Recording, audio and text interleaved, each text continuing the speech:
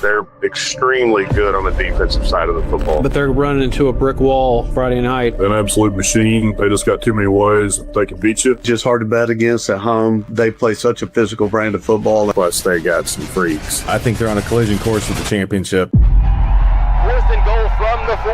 This might be the ball game. Takes the snap. Trying to make a man miss. He does! You are kidding me! Touchdown! How did he do it? This is for the towns that show up deep, for the players grinding while the world sleep. This is your stage. And he breaks the line. Your lightning's right. Your week. For game on the way. Now the lights go. Every player, every move. Now the world view from the first kickoff to the final horn. This is where we're going over the edge of the lawn. Touchdown.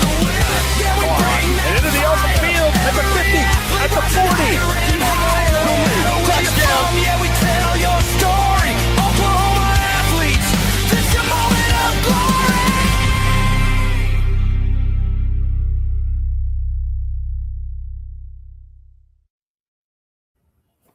That should get you fired up for football. Welcome to the Skordle season preview show. Mark Rodgers, Adam DeSloris with you. Also about to be joined by 12 coaches and players from across Oklahoma as we're already underway for practice. A feel for all those guys. Hopefully they're getting to stay out of the heat a little bit today as we're in an epic heat spell here as we gear up for the season. What's up, Adam? What's up, Mark? It's wild to think it's football season again. I feel like we just finished doing this. But excited to be back. Do we have credit for the hype video? Who should we give credit for that? That's awesome. Yeah. So I need to give credit to Ashley Hill. So my marketing agency, she kind of helped piece that thing together. Gina Campbell. So Andy that helps us on the show. And then a guy named Caleb Everett, who does a lot of video production work for my marketing agency. So, and then our schools, right? If you notice on there, a lot of that is our school content. So I believe we've got some clips from Uoka, from Fairview, from Sealing, from a handful of other schools that sent us all that great copy, and we were able to put together, and I think it turned out pretty good. So we're excited to have it this year. We have announced the first game of the week. That is going to be Broken Bow at McAllister, which has been a really good rivalry the past couple of seasons, and I'm very excited to see Graydon Howell, who's committed to Oklahoma from Broken Bow, one of the more exciting players that we've seen in a while. And then we also have a week 2 game, or week 1 game, right? So we actually have a second week 0 game too. So Todd is going to be going to Stillwater for Stillwater Fayetteville. And great. Yep. And then we have 2 week 1s. So our week 1 games will be traveling up around Grand Lake. We had 8-air on our show last year quite a bit. So we're going to be doing the Inola 8-air game. And then we'll be staying in Northwest Oklahoma for Fairview at Chisholm for our other week 1 game. Fantastic. Yeah, that's going to be there's so many great opening week games that we have this year. Week 0 and week 1, I think should be phenomenal. So yeah, hopefully the weather cooperates. We have also, Mark, we've got, as far as our network shows, we'll have our prediction show next week with media members from across the state. I think Bill Hastings is going to join us. Skinny is going to join us. Michael Swisher is going to join us. Him and Andy might fight on the show. And then we're still working to get Jordan Davis, hopefully from the Oklahoman, to join us too. So we'll be able to go through and make our expert predictions. And then we'll start the Pater show, right after that. So our first week of games, because it'll be here before we know it. Yeah, I can't wait. Are you ready to get things underway? I'm ready to go. I know we're starting just a little bit early, but I think that's fine. Let me get out of your way, and we'll enter in Cashin real quick. Just 1 second. Yeah, sounds good. Our first guest today going to be the Cashin Wildcats. Cashin coming off an 8-3 season. We'll have a scrimmage coming up next week. And so a lot of things to talk to the Cashin Wildcats about now in Class 2A Division 2. So can't keep the stream of people from moving to the northwest side of Oklahoma City. There they are. Head coach Lynn Shackelford, Kellen Smith, Grayson Davis, quarterback, wide receiver. How's it going, fellas? Good. What's up? It's good to talk to you guys. So, yeah, you scrimmage next week. And then you guys have a big watermelon feed before the scrimmage. Is that right? Oh yeah, it's a time-honored tradition in Cashin. We've done it every year that I've been there, and I think even before that. So, how many watermelons are enough for a watermelon feed? What's that? How many watermelons are enough for a watermelon feed?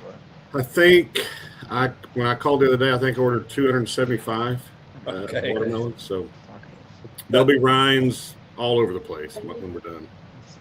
Are those officially Rush Springs watermelons, or are they? No, we can't quite. Our reach doesn't go quite down to Rush Springs, but they're good. I got one a couple weeks ago. They're okay. Lynn, first let's start with your combination here, quarterback, wide receiver. These guys have been in the lineup for you for the last couple of years. Tell me a little bit about each of them and what makes them so special.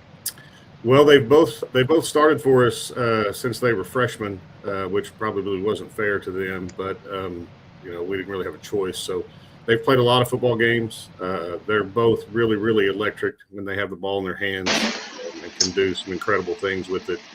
Both really good defensive players for us, great leaders. I mean, they check every box that you would want your senior starters to check. So excited about their senior year and getting to watch them play. We talk about it a lot. Can't keep the stream of people. How when they were younger, they didn't really look the part, and now they do. There they are. Yeah, it'll be cool to see what they can get accomplished this year. Yeah, that's awesome. You guys are moving into a new class. You've got a game scheduled with Kingfisher, which I don't think has ever happened, at two schools that are really close together that both have a great tradition. So tell me about your scheduling process and what kind of excitement that's going to bring there to a northwest part of the city. No, I think it'll be really cool. We've been trying to do it. Actually, our week 0 games against Crescent this year because they're not in our district anymore. So we'll do the War on 74 first, and then we'll turn around and go to Kingfisher. And I think it'll be really cool. We've been trying to do it for a long time, and could never really kind of make it work. And we were able to make it work this year. So it ought to be. I wish it was at home because I can't imagine what the gate will be. But I bet they'll pack them in over there. And then our other non-district games against Fairview. So once we start district play, we'll definitely know kind of where we stand. And I think that's the point. That's what you want to do when you schedule non-district games. Kellen, Grayson, can you guys hear us a little bit? I think we're working on that. Efforting. Yeah, can you guys raise your hand if you can hear us? There we go. Oh, I think that may have been an inadvertent hand raising. I'm not sure. I do want to talk about them. Shaq, I mean, you're already up to 45th all-time in wins, 205 in 20 years. That's a pretty good clip. Do you ever think about what could be and what that number could get to? Honestly, no, I don't.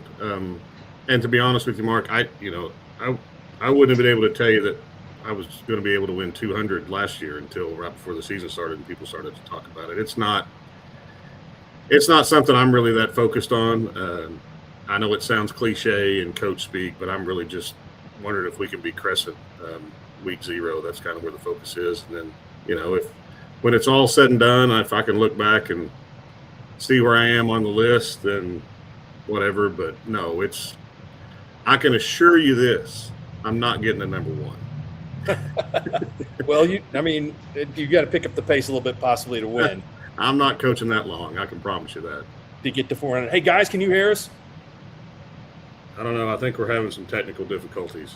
Okay, yeah, that's good. We'll see if we can get to them in a second. Any new uniform looks this year? No, not this year. We still just have, I think, the 96 different combinations we can wear. So we're just gonna keep with that. The coolest one we have is our Rough Rider uniforms that we wear when we honor Roy Cashin, and it's really cool because we started playing Hennessy a couple of years ago, and that's where he's from. So I'm trying to get like a traveling trophy between the two of us. We can play for the Rough Rider hat or whatever, but. That'd be kind of cool if we could do that. What, in your mind, what's the difference between Class A and Class 2A Division 2?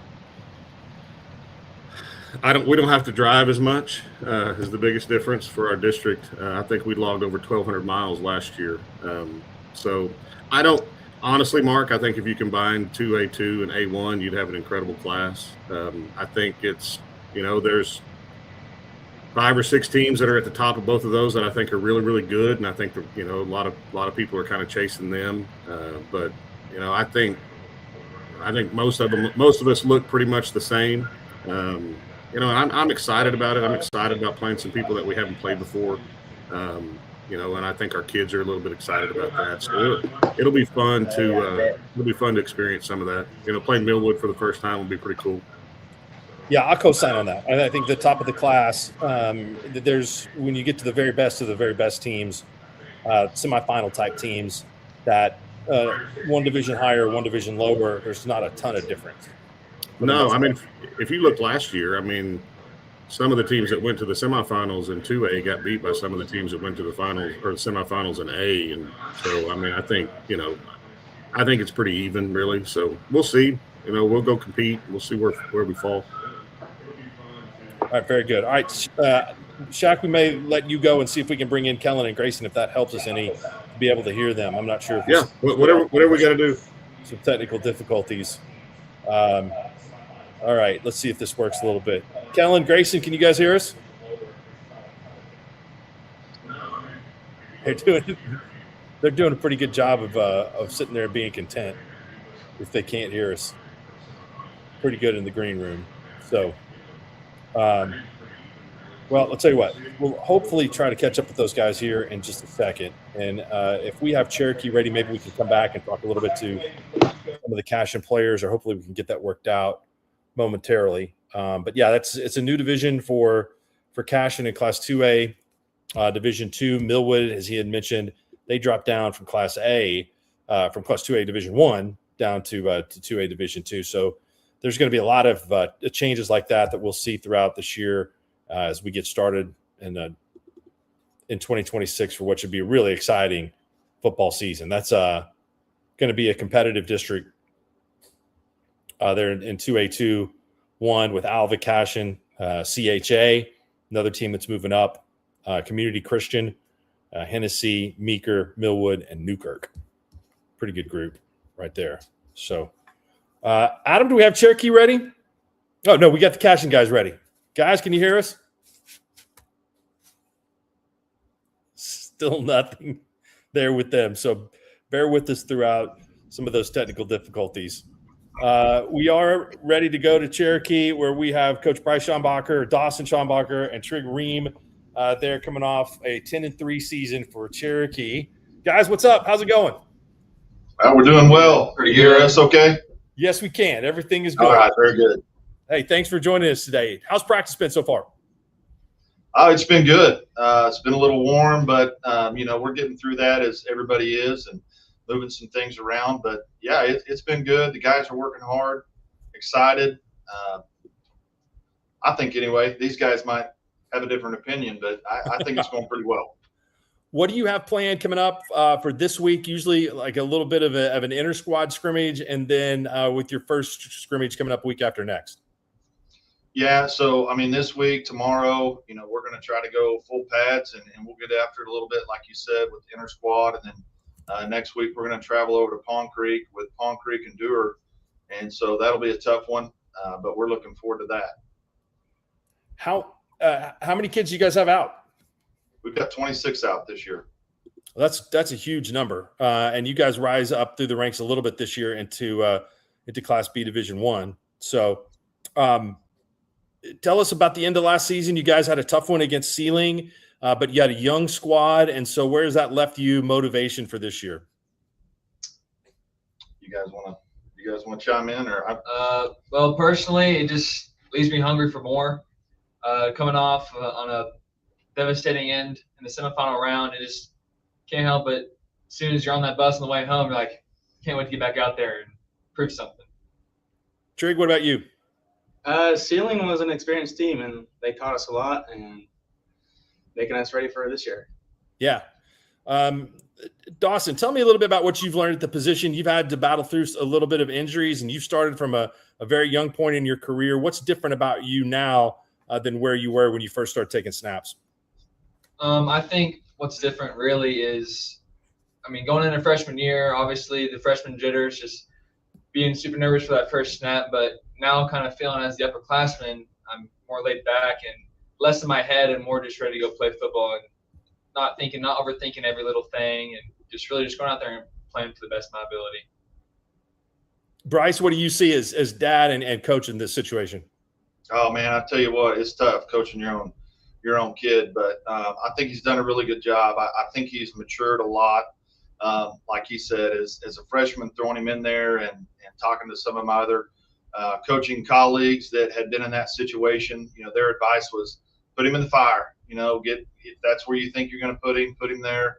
And so that's what we did. And I think it's been a really good decision for us. And he just continues to get a little bit better every year and more developed in the offense and in his reads and knowing what to do. So I think he's done a great job. And hopefully this year will just be another step in the right direction. You guys started off last year as one of the Skordle games of the week. That was a 64-60 game against Timberlake. You guys came out on the short end of the stick of that one, but that was an incredible contest. Yeah, that was a track meet for sure. No doubt about it. And Bryce, this is your 20th year at Cherokee as the head coach. Is that right? I think this is number 19, so I'm almost at 20. But yeah, we're right there. Yeah, I mean, and you guys have a tough schedule. You guys start off the season against Texoma, a team that's coming down from Class A, Division I, and so they're playing 8-man football for the first time in quite a while, I understand. So that'll be another good contest. We should expect maybe another classic game like that. Yeah, it could be. Texoma is very talented, and we always see them. It's a state track meet every year. We know they've got a ton of athletes, and we'll have a lot of speed, athleticism out there. So it's definitely going to be a tough one right out of the gate. Can you, and Trig, I want you to weigh in on this too. Just talk about the culture of 8-man football in Northwest Oklahoma. There are definitely good teams all over the state in this class, but there really is more of a higher population of schools that are small rural schools that play 8-man football. So, what's that like when you travel around and you go to track meets and things like that? You get a good look at a lot of those teams that are going to be really competitive with you guys. Yeah, we see a lot of them at state track, and we have a tough district this year. There's a lot of fast guys, and we see them all at the state track, and there's a lot of talented guys. They're all fast. Absolutely. Well, hey, we appreciate your time, guys. Thanks for checking in, and good luck to you all this year. Okay. Thank you. We appreciate you. Cherokee Chiefs 10-3 last year, lost to Sealing in the semifinals, and a team that's got a chance to do some things, I think, this year in Class B. Let's go back to Cashin. Kellen, Grayson, what up? Can you guys hear us? This is going to be, I think, a running joke throughout the show. We need an interpreter, but still having some audio issues with the guys at Cashin.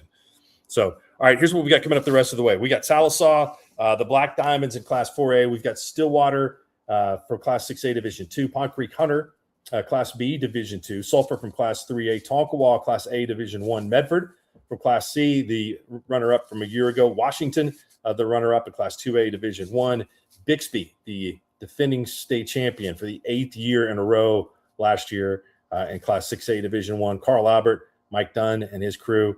They've won 53 games in a row. Will represent Class 5A. And then final guest of the day will be the Tallahena Golden Tigers, are the defending champs, perfect 14-0 last year from Class A Division 2. So if hopefully we can I'd love to talk to the kids from Cashin, and hopefully we can get that worked out before too long, before we have to go. So let's go to Salisaw. Welcome in BT, Brandon Tyler, Case Adams, Dagan Grizzle, offensive lineman. What's up, fellas? Hey, how you doing, Mark? I'm doing great. It's good to talk to y'all. Yes, sir. You too. How's practice been so far? Hot. It's hot everywhere, right? It is. No, it hasn't been too bad. We unfortunately have been going in the morning just because of the new wet bowl policy and all that. And, I know it's affecting a lot of people across the state right now with that. But just got to adapt and move on. What do you have planned for this weekend? We'll practice tomorrow. Of course, having that extra week last week, we got, 5 days in last week and then, 5 again this week. So we'll cut them all, let them have the weekend off before we get into kind of a game week mode next week with it being a scrimmage and all that. So we'll start getting geared up for Shakota next week in our scrimmage and then Claremore for 0 week. I think if I ask the kids, I might get a different answer here, so they can weigh in on this. But do you like the extra week of practice? Is it helpful?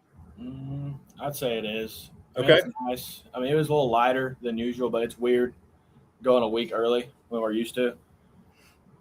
So I mean, it was good for us. I think we're ahead more than we were last year. Yeah. Brandon, what do you think? It really helped us, Mark. You and I've talked about it before, with us getting cut kind of short in spring because both of these guys are on the state, semifinals baseball team. Both of them, started there, and it kind of cut our spring a little bit short. So that allowed us to get kind of caught back up a little bit from that, them making the state tournament in baseball. Well, we got to come out last year to do a game. You guys in Hilldale had a great time. Loved the pageantry and the passion that was on display there at Sallisaw. Can't wait to get to another game. So that district that you guys are in, you've got a lot of traditional rivals. You see a lot of the same teams year in and year out. And I know, Brandon, you've coached most of your career there in Sequoia County. So tell us about some of the rivals and some of the big games you're looking forward to this season in the district. Obviously Poto, Stillwell, we're pretty close to those two schools. Poto is like 35 miles south of us and Stillwell's 25 miles north of us. So, we kind of sit in between both of those. I think those are two of the bigger rivalry games. Hilldale's kind of turned into one here lately. You guys did that game last year when you guys came down, and then Broken Bow. I think that's turned into a pretty good game for us as well. 4A4 is a very tough district, obviously from top to bottom, and just like last year, Poto finishes 7-3 and stays home and don't make the playoffs. So it's a district that you got to be, on your A game, every night. There's no nights off throughout the year. McLean's very talented. They can upset somebody. They beat Broken Bow 2 years ago and knocked them out of the playoffs. And so again, you got to be ready to go every Friday night that you step on the field. Dagan, tell me a little bit about what games you look forward to the most. Definitely Ada and Poto, those two losses. I mean, Ada, we had them down 20-0, and they ended up coming back and beating us. So, and then Poto, we should have beat them. Really should have. I mean, we just did not play that good that night. Is there a lot of good-natured trash talking between the teams? I mean, you probably run into those Poto kids every once. Maybe not so much the Ada kids, but run into them some places. Oh, definitely. Yeah, there's a lot of trash talk against Poto. Hey, Case, what did you learn last year at quarterback? What is different for you going into this season in your final year that you feel confident in? Yeah, I think I've just grown as a player and just as a quarterback, just having more experience and just everything like that, and just having gotten stronger too over the years. So I think I'll have a good season. How important is football in Sallisaw? Is that both of us? Yeah, either way. I mean, I think it's pretty important. I mean, we have pep rallies every Friday for a home game. I mean, everybody pops out. I mean, everybody shows up in the stands. They always pack it out. So, I mean, I think it's pretty important in the community. Yeah. BT, you're looking good, man. You need to pass me along some health and fitness tips. Yes, sir, man. I've been in the weight room. I've been up running 5 miles in the morning. No, that's just a joke. No, I got on a pretty good diet plan and, just trying to get healthier as I get older. Now, I've got a tough question is, can I eat, if I get on your diet plan, can I eat anything that I'm going to enjoy? Yes. That's fantastic. I like it. What are foods that you are now eating that you like that would be good as far as health and fitness are concerned? I just went to a lot more protein stuff, obviously, like everybody else has, and trying to stay away from the high carb stuff and just trying to eat a lot healthier, a lot of grilled chicken, things of that matter, and trying to stay away from the red meat as much as possible. Okay. Now for the guys, what do you guys like to eat most? I like steak, any type of meat, really. Yeah. I mean, how many hamburgers are you getting if you're going through the drive-through? Probably at least 3. Okay. All right. See, I don't know if we should do this to BT. Right. Dagan, give me a little preview of offensive and defensive lines this year.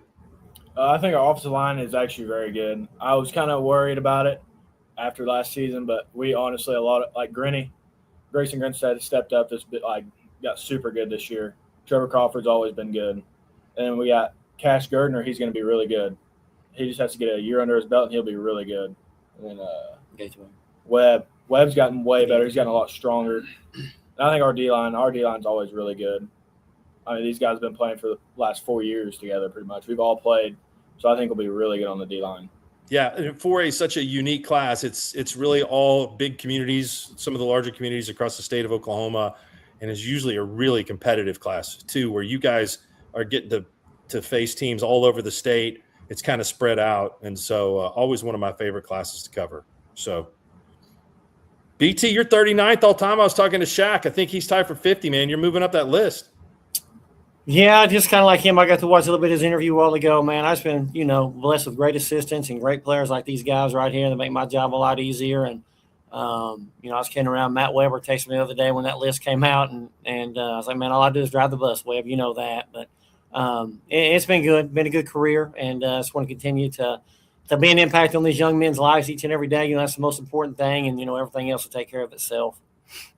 You guys have any plans for Saturday? Any favorite teams that y'all follow? I don't have any really. I mean, I'll watch a little bit, but not much. Case, are you Arkansas or Oklahoma? I'm an Oklahoma fan. Oklahoma. Is it BT? Is it an OU community, or is it a little bit of both? It's a little bit of all three over here. We got a lot of OSU fans, OU, and being that close to Fayetteville, we got a few Arkansas fans on the team too. So it's kind of a pretty good mix between all three. All right, very good. You guys coming off a 7-4 season and looking for big things this year. We really appreciate it, and I'm sure we'll see you guys during the season. Yes, sir, Mark. Thank you for having us on. Thank you. Okay, you bet. Thank you, guys. Silas Saw, Brandon Tyler, Case Adams, and Dagan Grizzle there for the Black Diamonds. Okay, are we going back? Are we going back to Cashin? We're going back to What up, guys? I think you can hear us now, right? I can hear them. Can you hear us? Can't hear us. Oh, no. All right. We're getting closer. I think we're getting closer, but still no dice. All right. We'll probably have to try to go back there one more time. So we'll go from Cashin to Stillwater. How about that? Stillwater Pioneers, 9-3 a year ago, back-to-back semifinalists, and we're joined by head coach Chad Kaywood here, and we are also joined by Tank Tapto. Is that right? Did I get that right? Yes, sir. Tank, thank you very much for your time. So, how's practice been for you guys so far? And tell us what your plans are for this weekend. Practice been great. Going in, trying to have a fast pace every day. Meet the Pioneers. Yeah, and then we'll have Meet the Pioneers this weekend and get to show our home fans what we could do during the season. Very good. Chad, I did want to ask the same question that I just asked to Brandon. What has the extra week of practice done for you this year? Is it something that was difficult to kind of adjust to, and do you welcome it? We do welcome it. We've been following the wet bulb now for about 3 years. Our district kind of made us start following it when they start talking about it. So that wasn't that big of an adjustment. And then the extra practice, the crazy part is usually you got to go 4 days in helmets. With the new regulations, you can go 2 days in helmets and you put helmets and shoulder pads on. Well, that's about all we ever practiced in anyway, is helmet and shoulder pads. So, I mean, we'll throw a girdle on. So we haven't really had a girdle on yet just because of the heat, because we practice in the evenings. But outside of that, I mean, we got 4 extra practices in on it. It was good for us. Usually we come in that week and it was lifting and conditioning and things like that. And now we got to get on the field and a week earlier do the things we like to do. Yeah, things have changed, right? In terms of just back from 20 years ago and what full pads really are, or how many times you practice in full pads, and a lot of practicing or tackling is taught in practice to tackle high.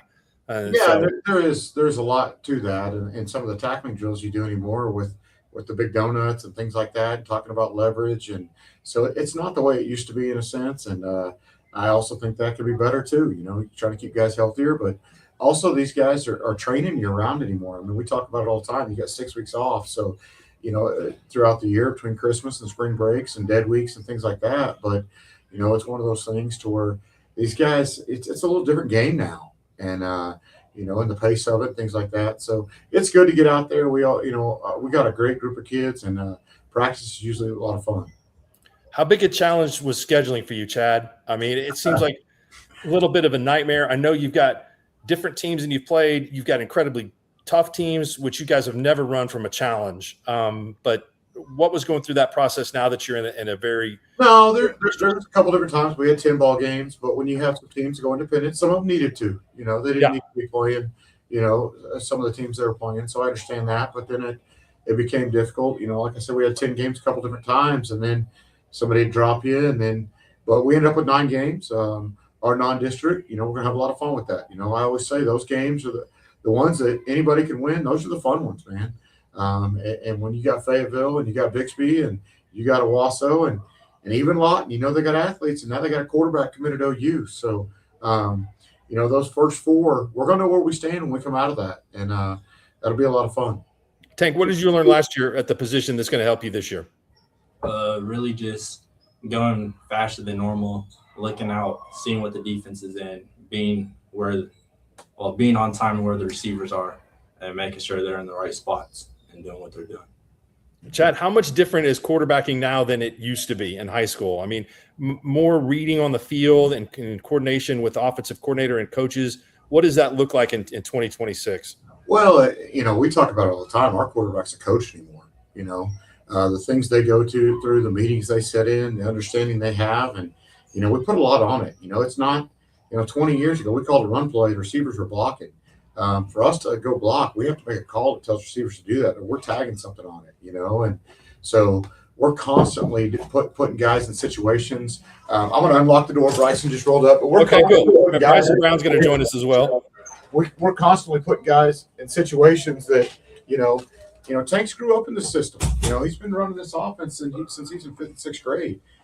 Anytime you have that situation, you do have a quarterback on the field. He understands our offense really well, and he can get the guy, distribute the ball. Where's the space? Where's it need to be? Hand it off, throw it out there. Do we need a play action? Do we need, is it time for him to run the ball?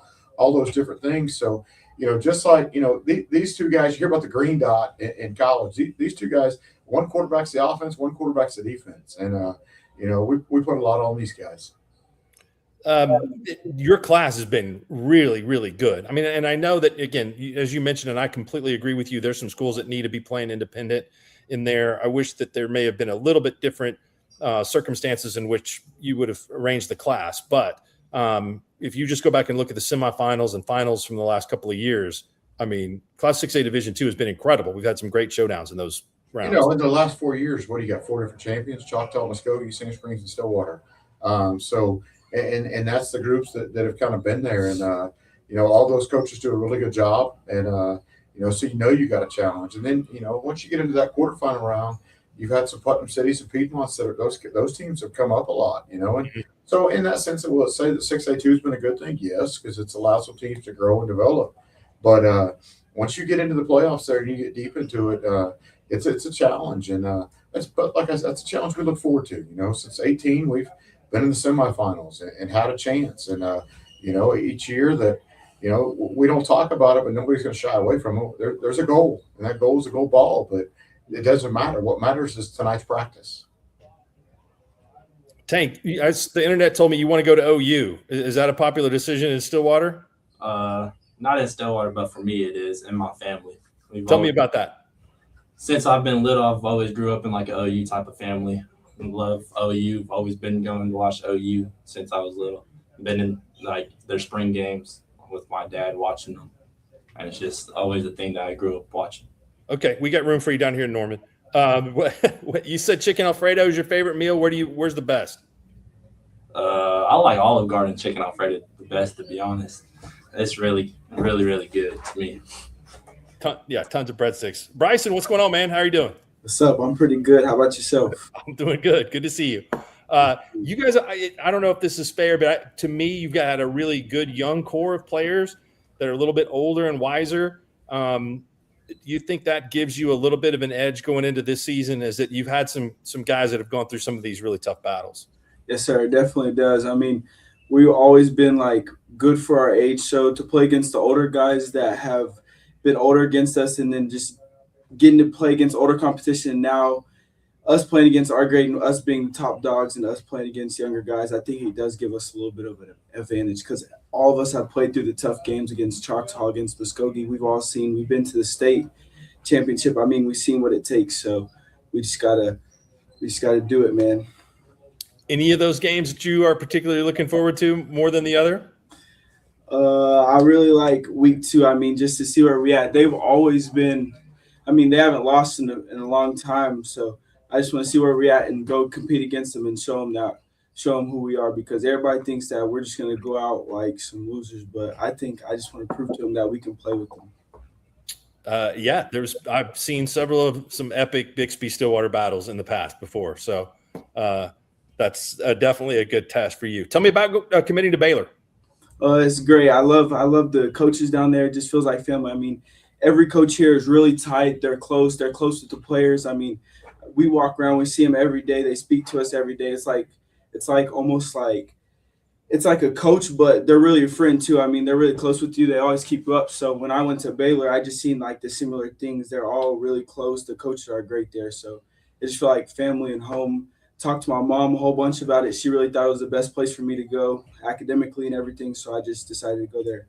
Not that far of a trip away. I mean, so yeah, you can be down there in Waco in a moment's notice. So does it feel good to kind of have that out of the way before the season starts? Yes, sir. I've talked to a lot of the coaches down there, and everybody, Coach Aranda, I mean, they've all told me that I'm set in stone there. So just to go have fun with my guys, my last season, go focus on my team. I don't have to worry about nothing. So that really takes a lot of pressure off of that. So I can just go out there and try to focus on my team and go win.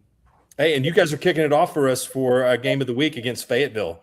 So that's really cool. I mean, you kind of have a little Oklahoma State, Arkansas element to that. And the Purple Dogs, as they call them, are one of the top programs on that over there in Northwest Arkansas. So, Chad, you're ambitious, man. I love it. But we know you're not scared of anybody.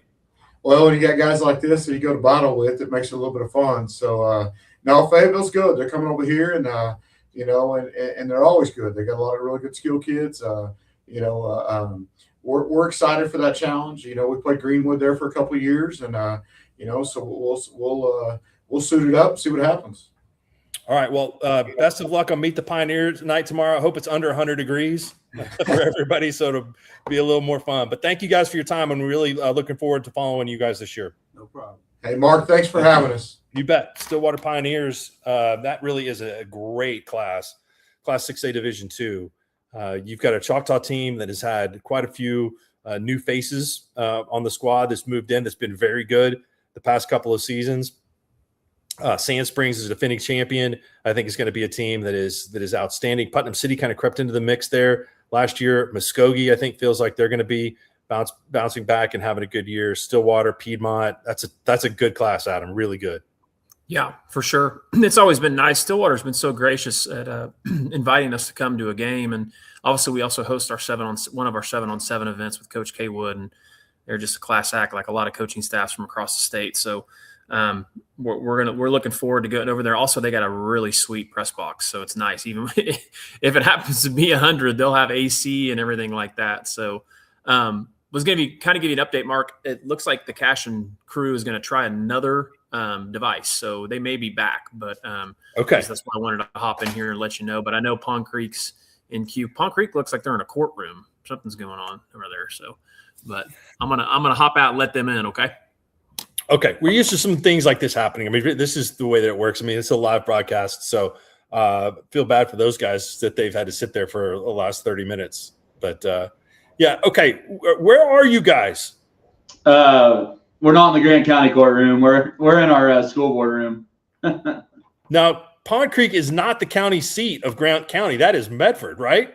Yes, it is. Okay, but that is very official. You guys are staged very well, especially Tanner there between the Oklahoma flag and the American flag, and then the Pond Creek Hunter. That looks like something that maybe somebody from Doug Nelson or Van Shay's class drew.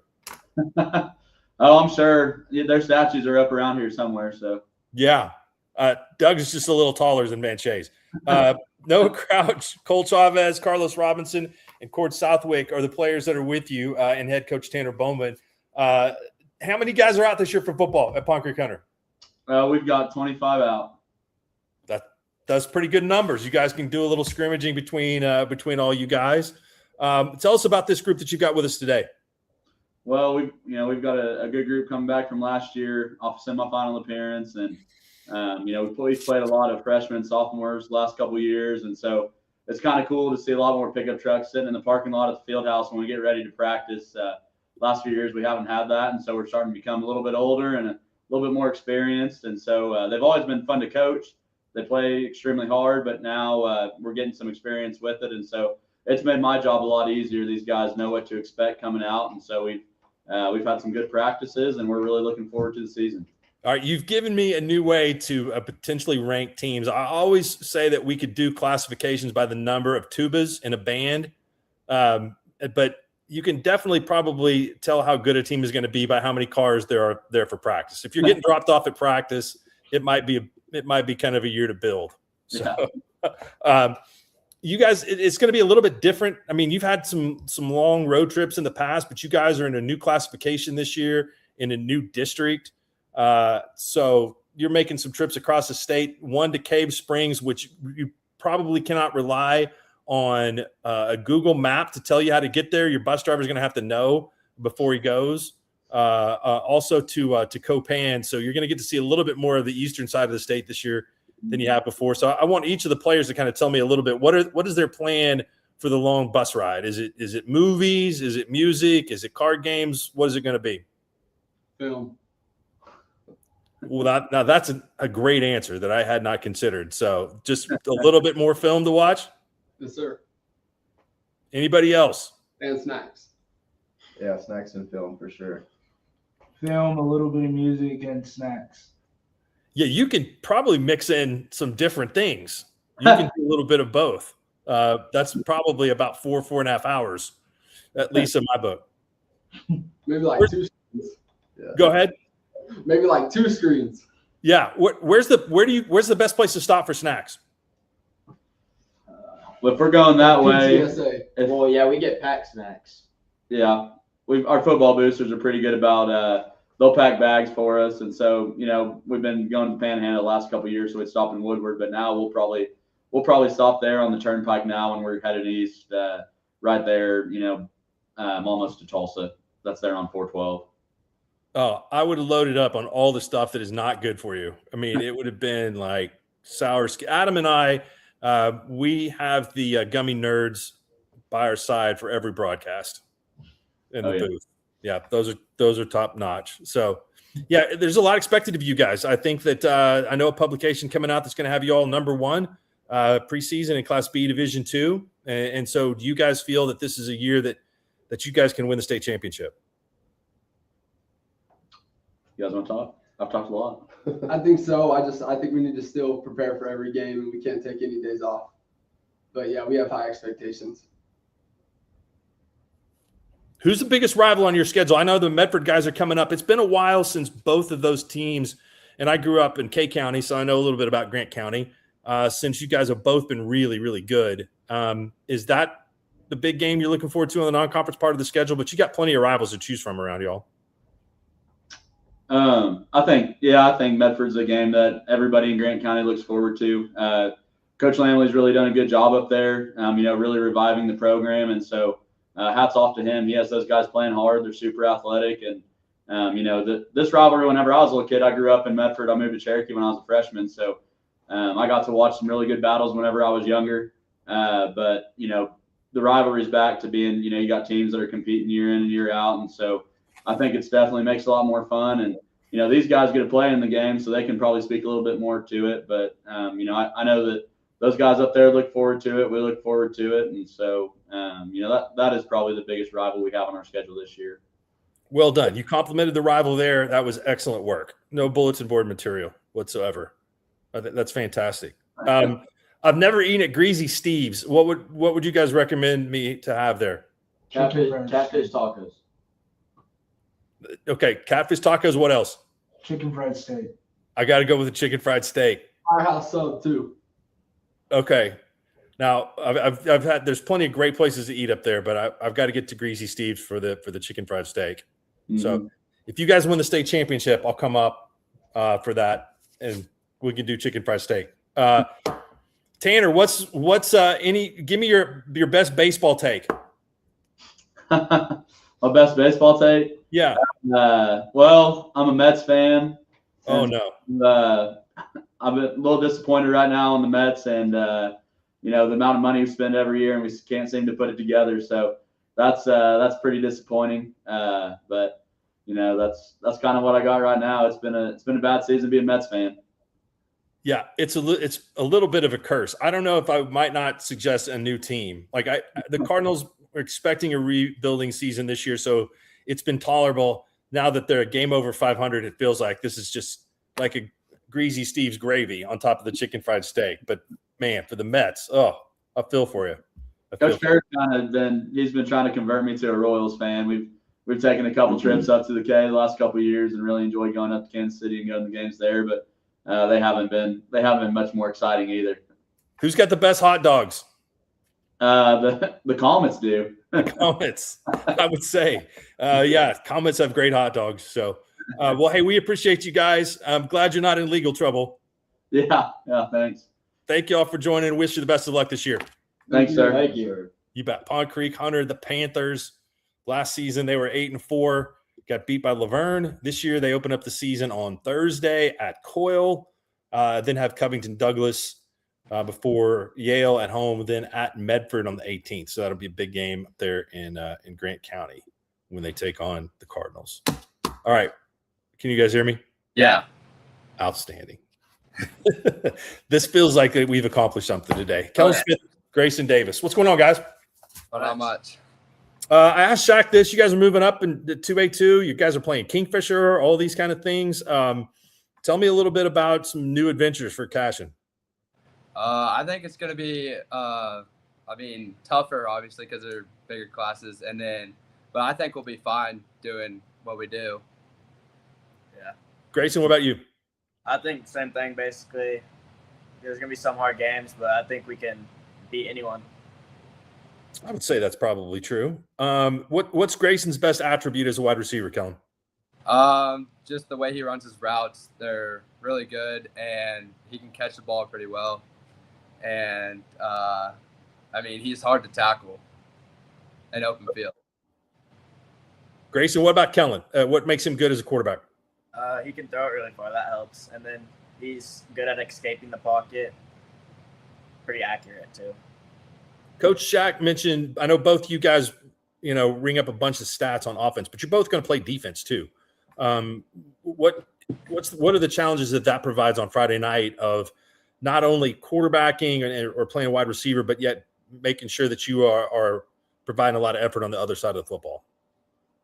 I think it just comes to practicing really hard and just doing a lot of effort during practice, so then we're well conditioned enough to play both ways on Friday. Kellen, what about you? Yeah, I would just say stay in condition, practice hard, what Grayson said. Just stay conditioned. Do you prefer one side of the football or the other? I like throwing the ball. It's a lot of fun, but tackling people is fun too. Grayson?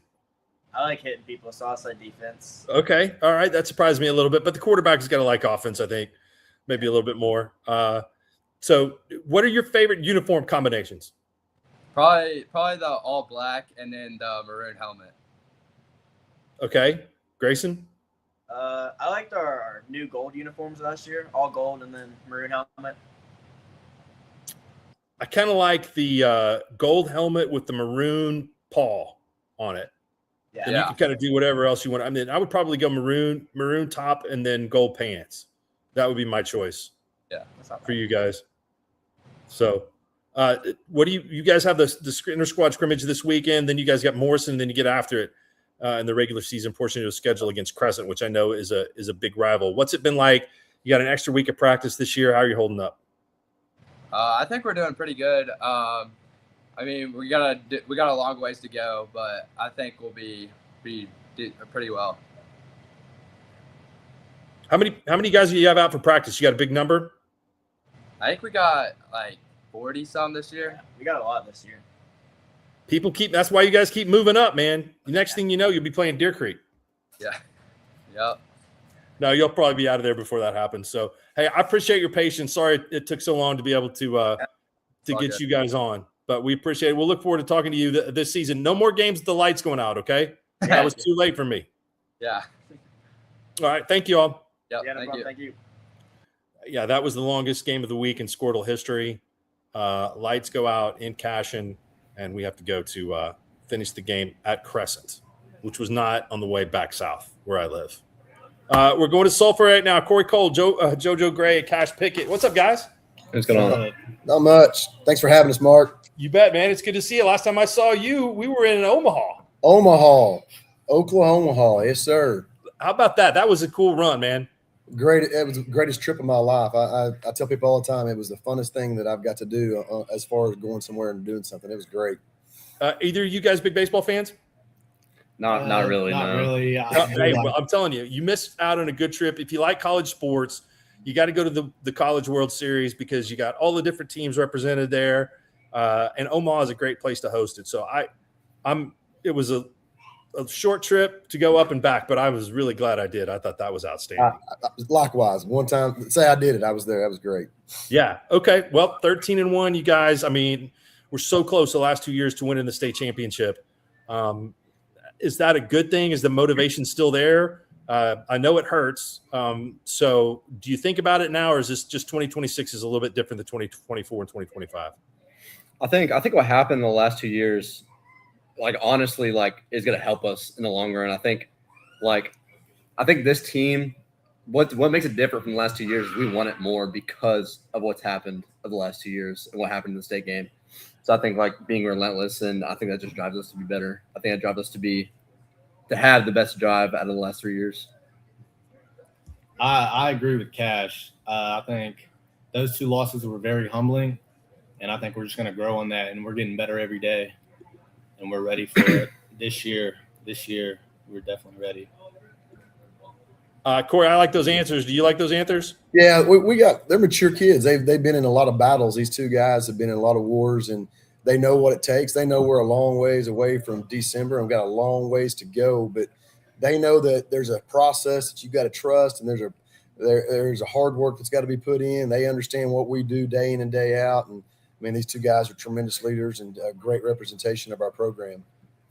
It's a very interesting. I mean, Class 3 is another. I talked about Class 4A earlier. Very similar. You've got a lot of communities that football is really, really big in, and you've got a little bit of transition because the team that you guys have faced in the finals isn't a part of it anymore. But you do have a state champion that's moving up from 2A Division I into it. I got you guys as the team to beat. I mean, I think that to me, this is your season. I know you're going to have a lot of challengers around.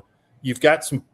Maddox Mobley is not going to be on the team anymore, and I know he's played a big role in this after he's graduated. So, JoJo, I would assume you're going to fill a little bit of that role. You've been out there as a teammate with him some.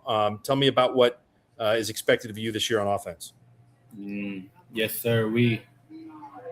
I'm in a role where I have to step up more and be a better leader. And just Maddox taught me a lot.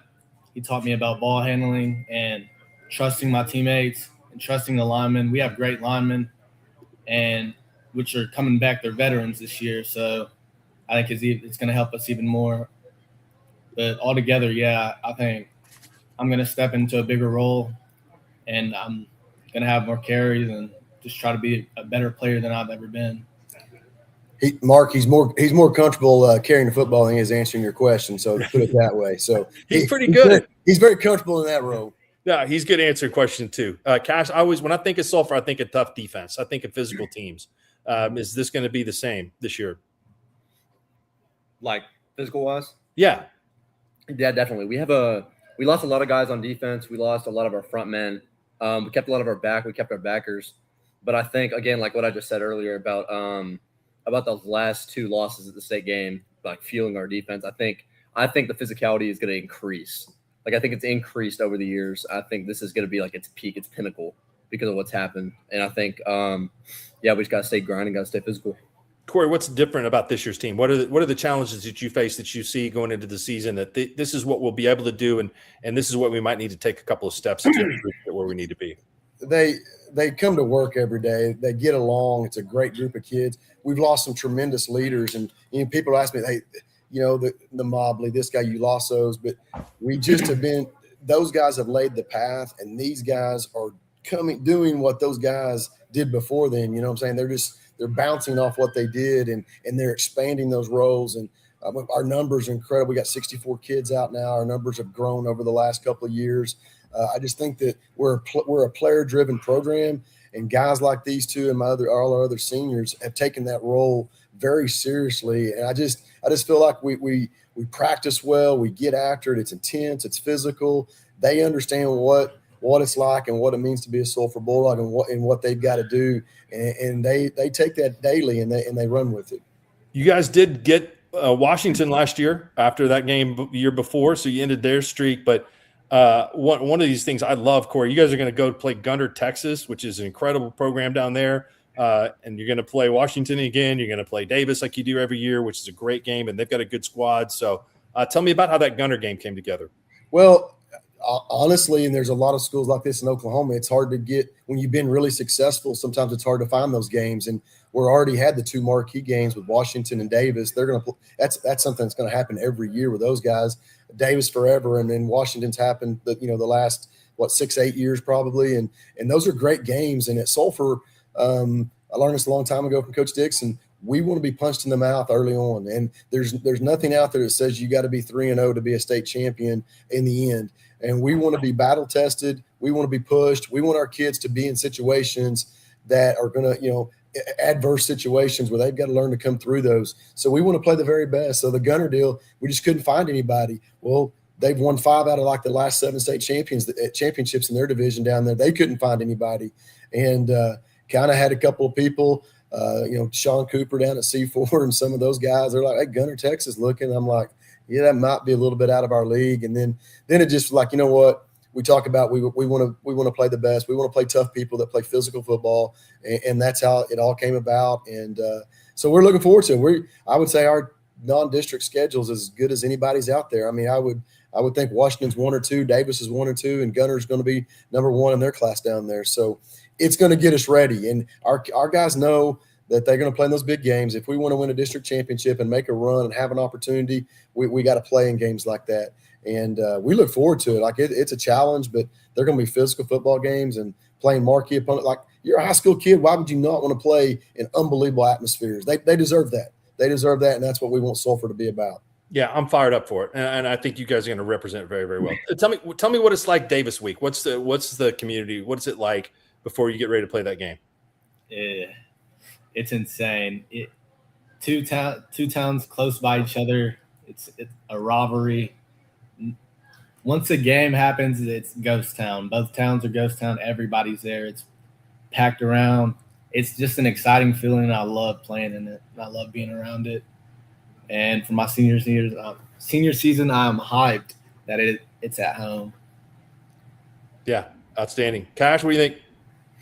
Yeah, just like he was saying, Sulphur games are usually packed, but the Davis Sulphur game, it gets crazy. It's loud, band's crazy, people are crazy. I love that kind of atmosphere. I love the crowd.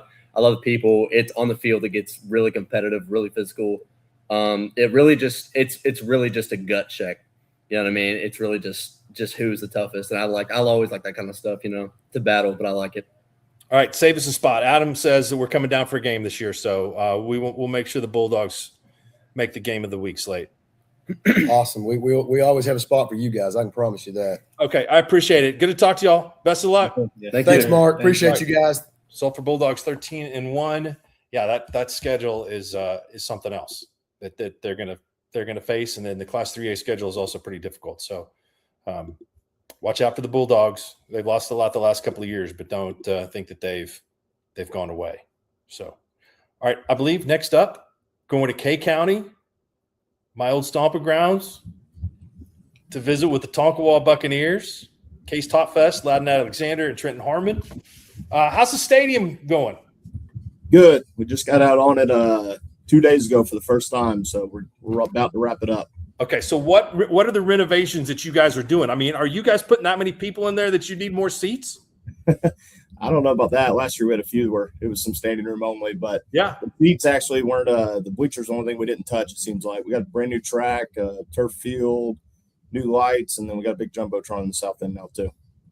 Oh, sweet! I love the jumbotron. So, well, that's outstanding. All right, I want to ask? Let's start with Case. Can you spell Buccaneers? Yeah. Okay, fire away. Buccaneers. I cannot get it right at almost 56 years old. That's a tough one for me to spell. I usually put an extra N or leave an E out or something like that. So you passed the test. That's congratulations on that. Your Instagram says you are a professional headhunter. Tell me about how you got that title. I'd say Simeon. I look up to him a lot, and before every game, he just tells me to go hit somebody as hard as I can. And that's just what I do. That was somewhat intimidating when I saw that. If I was playing in Blackwell and I'd have seen that, I would have been a little nervous. So, Loudon, tell me a little bit about what your role is going to be this year on the team. I think I'm going to play a bigger role on offense than I did last year. I think I'm going to get the ball a lot more and just help our team as much as I can. Yeah, Trent, you guys made it to the championship game last year against a really, really tough team from Rejoice. How do you regroup from that group? I know you've got some players to replace. Class A is always really, really tough, and it's another one to me of the most balanced groups and very difficult to kind of sort out the top 5 or 6 teams, because you guys, when you played last year, those games are all pretty close. So what will be different this year about the Buccaneers? Oh, I don't really know if we approached it any different. I mean, obviously, these kids are really motivated with the end result last year, with us bringing back a good nucleus of guys. But it's like you said, Class A right now, pound for pound, A1, I think is one of the toughest classes in the state. And it's really hard to pin, who's going to do what and who's going to be where at the end of the year. But I think we just stated our process and just stay motivated and keep working all season and see where we end up. Was it tough for you guys to find games too? You guys are taking some long road trips this year. Extremely. Our non-district, we got lucky with Pawnee right down the road, and that's not really a game either one of us, I don't think, wanted. But now that we're here, we're looking forward to it. But week 2, Kansas is coming over, so on the next season we'll drive to Kansas, Oklahoma, and then Empire is week 3, and we're driving down to Empire. So yeah, we're all over the map this year, especially on our non-district too. Yeah. Tell me a little bit, Trenton, you've been there for a while now at Tonkawa. What personifies the tradition of this program, who's been on a run since the 1990s of just outstanding football year in and year out with hardly any deviation from success? This is just a football town. July 14th, I'll never forget this. I was driving home at 5 in the evening. It's 100 degrees, and there were little third graders jogging to practice in full pads. There's just stuff that happens in this town that doesn't happen in very many places. It's in the water, seriously. The kids are born here and they're raised in it, and it's something that this town really takes pride in. Yeah, the passion, I've seen it firsthand. It's phenomenal. Case, what are some of your goals this year, and what will your role be on offense? Offense, I'm going to run the ball a lot more next year, and my goal is I really want to win state this year, win the district. Runner-up last year wasn't a very good feeling, so really looking forward to getting back there and hopefully win it this year. Trent, is that by design that you give a lot of different players chances to do different things? Absolutely. Again, with Tonkawa being one of the football towns that you just brought up, we're very blessed. A lot of kids that play football here for a Class A school. I think right now we're at 62 kids on the roster. The benefit that is we allow a lot of kids to try different jobs and give everybody a role, and I think it really benefits us with our depth. Tell me a little bit about your coaching staff. You've got you've got some studs on there and a bunch of head coaching wins with you as assistants. Yeah, when I took over our administration, I got to give big props. They kind of gave me free reins to load it up as much as I wanted to, and then we had really good lucky hires, but Josh Bean coaches our offensive line, special teams, one of the biggest names in Oklahoma, in my opinion. Does a great job with our linemen, has more head coach wins than I'll probably ever sniff. Coach was at Chisholm for years. He's our offensive coordinator now, does a great job with our kids, fitting their athleticism and what fits this town, our style of play. And then we've got a crew of young guys. I'll name them all off, but there's 7 other young guys that are under 30 years old that just get out there and coach as hard as I can ask them to every day. So it's the best staff I'll probably have. It's the funnest staff I'll have. I think we have more fun than the kids half the time in the office messing around, but we're really, really blessed with the coaching staff here. What do you guys have coming up this weekend? And then what's your scrimmage going to look like? Tomorrow we got a pretty big practice. We're going to scrimmage quite a bit in the morning with our team and kind of split it up as much as we can.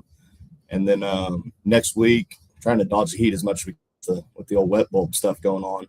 But practice Monday, Tuesday, Wednesday, and then we're actually having Perry Maroons up here Thursday for our first home scrimmage. And then Friday, we'll see how that much goes, depending on it. If I'm coming up there to go out to eat with you guys, where y'all taking me? What's your favorite places to go eat? Rodgers, we just got a new Mexican restaurant in town. I saw Los Potros in Blackwell. Yeah, we got the second one here now, so we're big time. Are they? Yes, you don't have to go to Blackwell anymore. Were they nice to you in Blackwell when you guys went down there? It's a block from my house, so it's probably not healthy for me. I've been pretty frequent there this summer. Hey, people love Los Potros. They do. Yeah. So, a lot of good places up there to eat.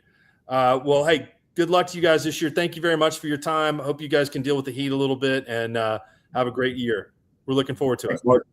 Appreciate you. Thanks. Okay. Thank you, guys. Tonkawa Buccaneers 12-2 last year. Their season ended in the Class A state championship game against Rejoice Christian, who has moved on up to a different classification. They're going to be in Class 2A Division I. So they had moved up a couple of levels there. And I would say between those two guys, I'm going to say minimum of 250 tackles for Top Fest and Alexander this year. All right, a little north and a little west. We're going to Medford. Lake Lamley, Cash Kelly, Lake and Lamley. Join us. What's up, guys? Hey, thanks for having us. You bet, man. It's good to talk to y'all. How are things in Medford today? Pretty warm. Yeah, there's no doubt about it. Tell us about your practice schedule. What do you have an inter-squad scrimmage coming up, or then what are you going to do week one of scrimmages? Week one, we'll go to Garber. That's a pretty big scrimmage. There's probably 4 or 5 schools going to be there. And then we're pretty fortunate. We've got, I think, right at 34 kids out. So that's an enormous amount for Class C football. But we have pretty good inter-squad scrimmages throughout the weeks. Just kind of like Coach Harmon said, trying to dodge the wet ball thing. That's kind of been a different wrinkle this year. Were you guys? I don't want this to sound disrespectful, but were you guys a little early on the scene last year? I mean, was state championship game your expectations? I know you got a really young crew with these guys that played well for you last year and coming back, but was that a good result last year to make the state championship game, even though it didn't go your way? Yeah, I was really pleased with it. I mean, kind of our goal always is, and I tell these guys is, you want to compete really well in your non-district, get better every year. We got to get over that Palm Creek hump, but we've got a really loaded up schedule in the non-district, and then win district. Again, if we can win it this year, it'd be the 3rd year in a row, and then get to the semifinals. Because I feel like I've always said that even when we were at Shattuck, if you get to the semifinals, man, you're one complete game away from really, really getting to the big game. Cash, tell me about this offense. You guys were putting up big numbers last year. How much better can it be this season? Yes, sir. We got everybody inside the box stays. All our offensive line returns. We got me in the backfield, and then Trent Lohman, senior running back. You lose Kingston, you lose Ethan, but I feel like we got guys that have busted their tail this summer and can replace them and have no drop off. I mean, you got to trust those guys. You got to trust some of them younger guys that are stepping up, and obviously you got to trust your linemen and trust your running backs. Gained Bodie too. And we gained Bodie Thomas from Timberlake. He'll be a junior for us. Lake, and tell me about the offense and what it's like to have a quarterback like Cash. Just really helps just have a really explosive offense because he can throw the ball 6 yards downfield wherever he wants it, and the pocket collapses. He can really just use his legs. He'll pick up first downs. It just helps keep us where you can't just set on a run game, can't just set on our pass game. You got to really scheme your defense to stop us. And in his opinion, the head coach doesn't throw the ball enough. Hey, all quarterbacks and wide receivers feel that way, right? I mean, you never met one that wouldn't exactly say the same thing. So I can understand that for sure. You mentioned the Pond Creek game. I think that's a fascinating game. You guys won it in 2020, but other than that, you hadn't won it since 2004. I love the fact that both teams have a bunch of numbers and that you guys are 10 miles apart, something like that. So you see them all the time whenever you're out and running around. What is that game? If we're talking about best rivalries in Oklahoma, sell me on why that one should be mentioned. It's got to be up there with them. It's we've added probably the last 7-8 years they've added the traveling trophy. It's only traveled here once, but I mean it's a huge deal. I'm from Medford. I graduated from here. I still remember my senior year. We show up Friday morning in our parking lot, and our really good running back is number 21, and there's a big 21 painted with an X through it in the parking lot. So I mean it's big time, man. I mean it's bragging rights. Both towns want it really bad. It's just, I mean, it ranks right up there in my opinion with when my time out there at Shattuck, whenever our Shattuck-Laverne games. I mean, it ranks right up there with those. Well, that's high praise, definitely for a rivalry. So, and you guys are going to be challenged a little bit before then. The opener against Wacomas, a team that had a lot of success a year ago, and they weren't on your schedule last year. So I know the schedule. Blake, you're doing that for a reason, is to challenge these guys for the games that are going to come invariably down the road. Yeah, and that's what we've always said. We've always tried to schedule good guys, and Wacomas is going to kind of, I think, spread it out a little bit more this year and throw it around. That'll be really good for our secondary to get great looks at that. And then Kremlin is going to be a lot better than they were the last few years. And then, of course, the big one with Pond Creek. So just got to get us kind of ready to go. Our district changed a little bit this year, adding Covington into it. Brian does a great job over there, has for years. That'll be a good pickup in that. And then Crossings Prep, I think. I can't remember exactly. But, yeah, crossover. Crossover, yeah. That's that'll be another good one out there. So we're just excited about getting ready to go and get after it. Yeah, I asked the guys from Pond Creek about being on the bus. I mean, do you guys get to travel a little bit? Maybe your schedule isn't quite as far-reaching as theirs, but what do you for the players? What do you guys do on that bus time when you getting ready for a game? You got 3.5 hours to burn. Mainly for me, I just kind of sit back, relax, and get locked in mentally. Usually, listen to a little bit of music, maybe watch a movie, take a nap, and then get about an hour in, you start changing your music a little bit, you start sitting up, you get to moving a little bit, and just get mentally prepared. Man, what music gets you the most hyped? What's that? What music gets you the most hyped? Oh, I don't know. I like Ozzy Osbourne. I like some Alice in Chains. I don't really listen to like rap, so more like 90s rock and roll or something like that. That's my pick. You got an old soul. That's what you're telling me, right? Sir. Yes, sir. Okay, I like that. Lakin, what about you? Just kind of trying to calm down, chill, take a little nap on the way over there, and then after that, watch a little film, and then just get my head right, get locked in for the game. Yeah, you're going a long way when you say, yeah, watch a movie and then listen to some music, and then when we get about an hour out, but you guys are used to that. I mean, Blake, tell me about 8-man football in Northwest Oklahoma. How special is that to people that don't know about the culture and how important it is? Well, it's kind of like the coach from Sulphur said. I mean, on a Friday night, it doesn't matter if it's an away game or a home game. I mean, it's everybody in Medford. It's a ghost town. They're either at the stadium or they're following us somewhere. I mean, I've been at some really great places. I was at Buffalo for a long time, and then I was at Shattuck for 6 years. I mean, and then here. I mean, it's Northwest Oklahoma football is tough. I mean, it really is. And in the spot we're in, sometimes we're in the Western District, sometimes we're in the Eastern District. So it's just a lot of good football around here. Yeah, and it looks like it's going to be, I think, a really good year. I mean, sometimes you're going to have some games with schools that are down a little bit, but I think that Class C looks like it's bulking up and is going to be pretty good. So we appreciate your time. Good luck to you guys, and we will definitely check in with you as the year goes along. Thanks for having us. Appreciate it. Thank you. Medford Cardinals, again, 11-3 last year, state runner-up in Class C to the Ryan Cowboys. Hello, Adam. What's up, Mark? How's it going? It's going good. I think we're running just a little bit ahead of schedule. I know Washington's up next, I believe. I don't see them in queue, so I just text Coach Beller. But so far, so good. Yeah, it really is interesting to get the perspective of a lot of different schools. So I just got intimidated by Case Toutfest. The fact that he's listed himself as a headhunter and the fact that his voice is deep enough to star in horror films. Yeah, I mean, here's the other thing too. I get these kids are playing in the games, but we do a lot of the student-led broadcasting. We got some kids that really are very well-spoken. Answer the questions really good. Very thoughtful about their answers. I think some of these guys might have a future, doing some sports analysis or some broadcasting. So I could the Cash kid there, he was really, really, really well-spoken. Oh, what's your dog doing? She's losing her mind, just absolutely losing her mind. So I think my dog may be taking over the most disruptive animal on the show from your cat. So she's right here. She's hanging out. We might have to have her. Like Kirk Herbstreit takes his golden retriever to the game. I might have to bring Sayla to our game of the weeks.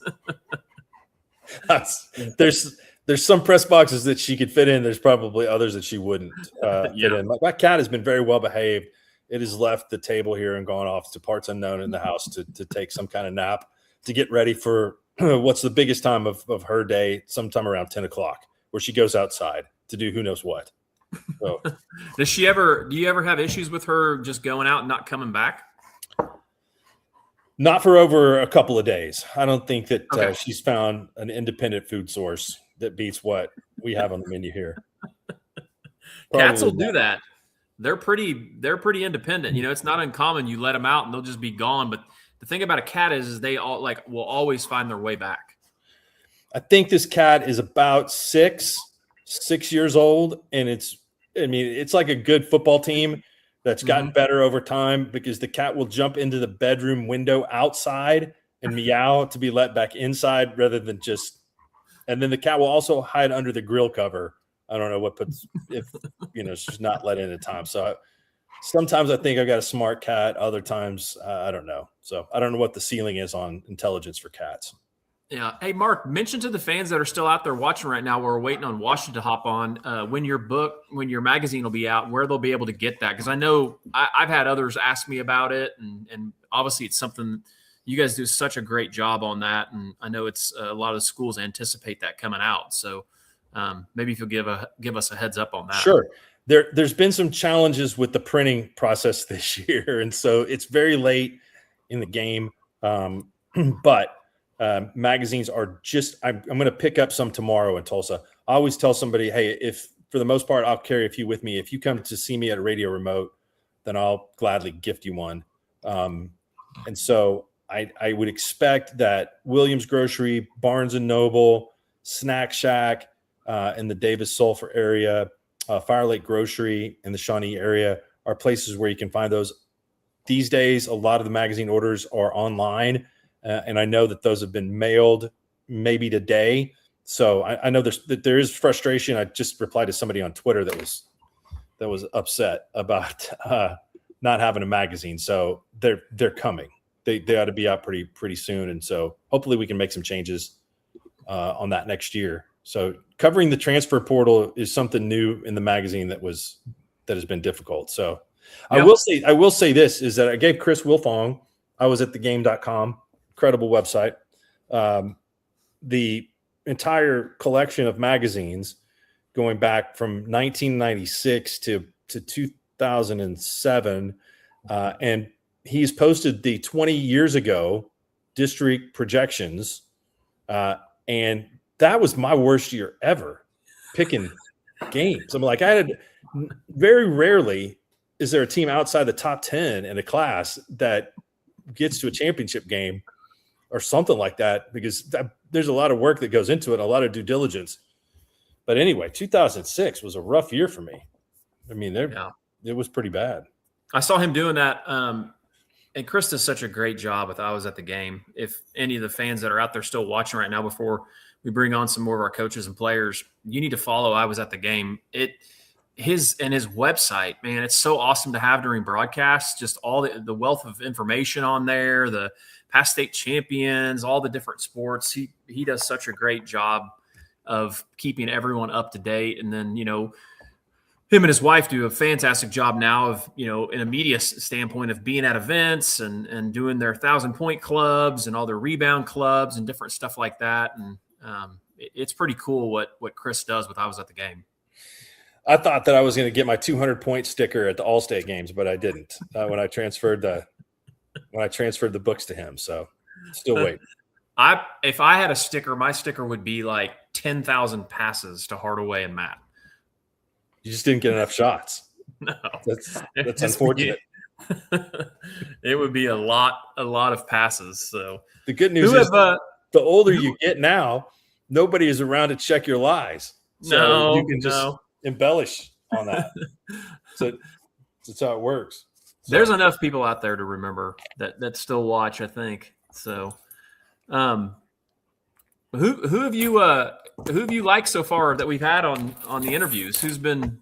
I love them all. I think everybody's done a great job. I mean, and we do want to say thanks for everybody, taking the time to do this. It's really fun for us to cover. So hopefully it's fun for people to watch, and even the teams that, that aren't here that we'll talk to and have a chance to go see games with this year and enjoy the coverage. So I'm looking forward to seeing if your brother is going to make it through the season without being suspended on the Pick'em show. So I know that he's doing great things, trying to facilitate more career and more opportunities from collegiate athletes. But it's been tough for him to get around the censorship police. Well, I'll tell you this, Mark, if you'd have brought his name up and during the Tonkawa interview, he is like a villain in Tonkawa. I mean, if I ever show up in Tonkawa, I gotta because I look a lot like him, unfortunately. I've got to wear a name tag that says I'm not Jake, because after about the third time he picked against them, and it's like growing up in Blackwell, the people in Tonkawa, they take it serious. And so it's pretty good though. But that's kind of part of why we do the shows we do. So. If I pick against them, they can just say that I'm biased. It's true. You don't want to do is you don't want to get on the wrong side of a team where you consistently pick against them and then they beat you. You at least at some point have to jump ship on that.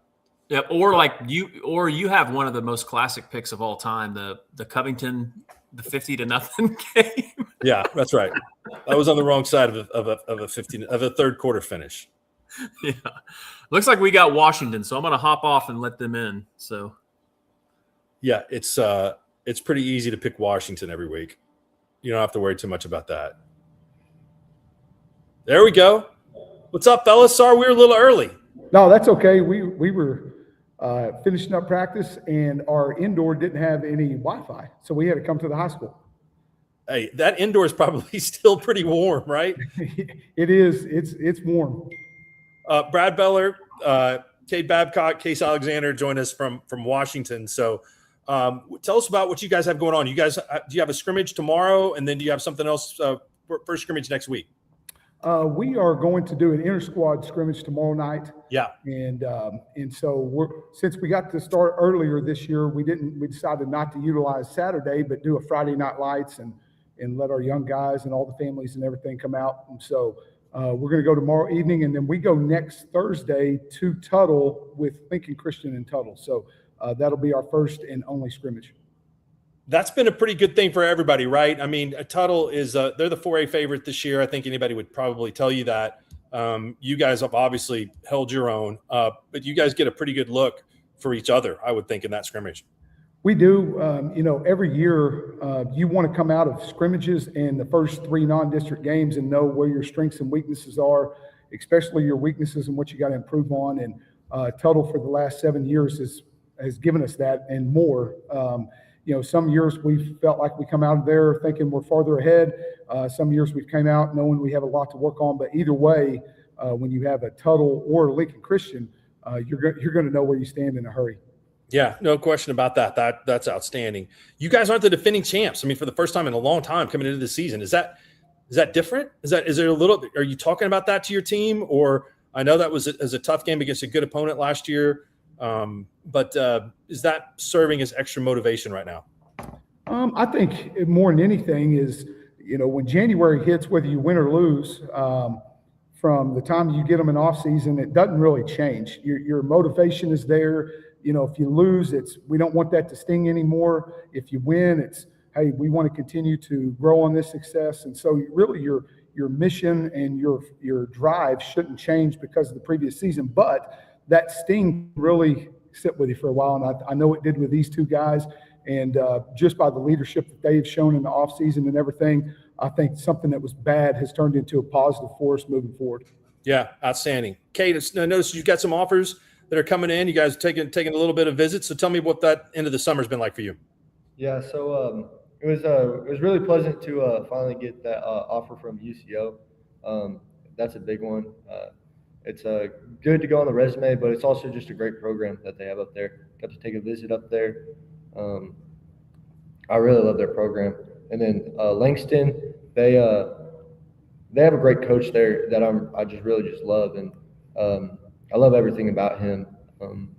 And that's really it. Yeah, congratulations on that. Case, you've been committed to Penn State here for a while. Tell me about that decision and what you found at Penn State, Matt Campbell, that you like. Yes, sir. Matt Campbell and that staff, I just have just endless trust in those guys. I think I'm going to really enjoy getting coached by them. And then I feel like they had a good plan for me, which I really liked, and it felt like home, and I'm really happy with my decision. To me, you look like you can play multiple positions, offense and defense. I mean, what is the plan? I'll be playing defense at the next level, playing linebacker. I'm hoping I can kind of move around in the box, out of the box some. So we'll just see how it goes. Yeah, I've always been impressed with Matt Campbell whenever I have a chance to visit with him about how he identifies recruits and how he's able to go find guys. He does his homework. I mean, so I think he got a great one in you. So what have you been working on for your game? What are you doing to try to get better? Yeah, for me, obviously through the offseason, trying to get bigger, faster, stronger, but more importantly, mentally being a better leader, being a vocal leader for the team, being a senior. I feel like me and Kate have been trying to work on that through the offseason in the first couple weeks of practice. So that's a big thing that I've been trying to grow on, and I'll keep trying to grow on through the season. Brad, when you really want to dial up a blitz, where are you sending him from? I like bringing from the edge. I think that kind of on our fourth down late in the game versus Jones, bringing him off the edge and he disrupts everything from that side. It's not just the edge that he disrupts, but it's everything up inside as well. So it's nice having a guy of his size and speed that you can, move around, and he's effective wherever he's at. But, playing him inside last year, and you called our Marlowe game was a difference maker in that game, moving him inside. But when we get up against teams like Jones and you can slide and move him around, it's so big, and you don't get that every year with one of your linebackers that you can be that versatile with, throughout the game. Best hit I saw last year. That was unbelievable. It came up and filled the hole. I thought it changed the game for you guys. That was a tough opponent, and that was a great hit that Case had in that game too. So we have to talk about your schedule. It's challenging, and you guys have got a little bit different. It's a little different this year with opening up the season against Perkins, but that's a team that's been really good in a classification that's a little higher than you guys. Yeah, I think that even for our team, seeing different people within our district, Anadarko Chandler, that's something new. That's really fun to get ready for. It's an uncommon opponent. We don't see them in junior high either. So that's always nice. But then when you jump out and you say Perkins, Sulphur, back-to-back road games to open the season, if that doesn't open up our sense of urgency in these first 2-3 weeks of practice, nothing will, because Perkins has been right there in the mix. You could sit there and look and go Lincoln, Sulphur, Heritage Hall, Perkins. That's what it's been in 3A, and that's a class above us. So definitely having them, week 0, and not even a week 1 where you get an extra week to prepare, but a week 0 game. And what they do offense and defensively is so different than what we see, has definitely helped our preparation and our sense of urgency in our practices and game prep. All right, I don't want to get Brad in trouble, so I'm going to ask the players. What's the best athletic program, girls and boys, at Washington? I have to say the football, but it's hard to choose. It's hard to choose. There's a bunch of it just seems like this town, there's something special about it, the support we get. Seems like every sport is always super successful. Cade? So, yeah, it's obviously football. There's no debate to me about it. It's the culture that Coach Beller and Coach K have established here. It's meant something to me since I was a little kid. I grew up here, watching them Friday nights. It's been wonderful to up and grow up in this community, and it's really powered by the football program. There's another Coach Bettler that's established a lot of tradition on the girls' side of things too. So I'm not even going to ask Brad that, but I will say that you do have the good fortune of having to utilize or being able to utilize some of those multiple sport athletes on the football team too. Oh yeah, I mean when you start looking at our baseball program, 5 in a row, football's won, 3 out of the last 6, been to 6 straight, and then you take a guy like Jackson Mays that is unbelievable, going to be a 4-year starter in baseball. Hopefully wins 4 straight for him, and he's a part of it. Our football program and baseball, basketball, everything seems interconnected here at Washington on the girls and boys side. So very special place to have the kids that support and expect all the programs to do well and help one another throughout, whether they're playing and whether they're not and they're in the student section. It's a great place to be. Yeah, he mentioned Jackson. You got Creed. I mean, you tell me. I want a little bit of a scout since both of you guys are defensive guys. Tell me about your offense and what's going to make them good this year. I think Creed being our quarterback, he's stepped up into that leader role a lot this year, and having this guy catching balls as well as myself, and then we've got a couple younger guys who are stepping up up front on the O line, and I'm excited for those guys to go work. And then you talk about Josiah. I mean, he's been a phenomenal running back. He's had a good offseason, and we really expect him to just explode on the scene. And not having Javen by his side this year, I think he'll manage. I think he'll just really explode and really compensate for that. Okay, what have you guys done to the stadium? Any new additions this year? Because every time I come down there, I can't get a seat.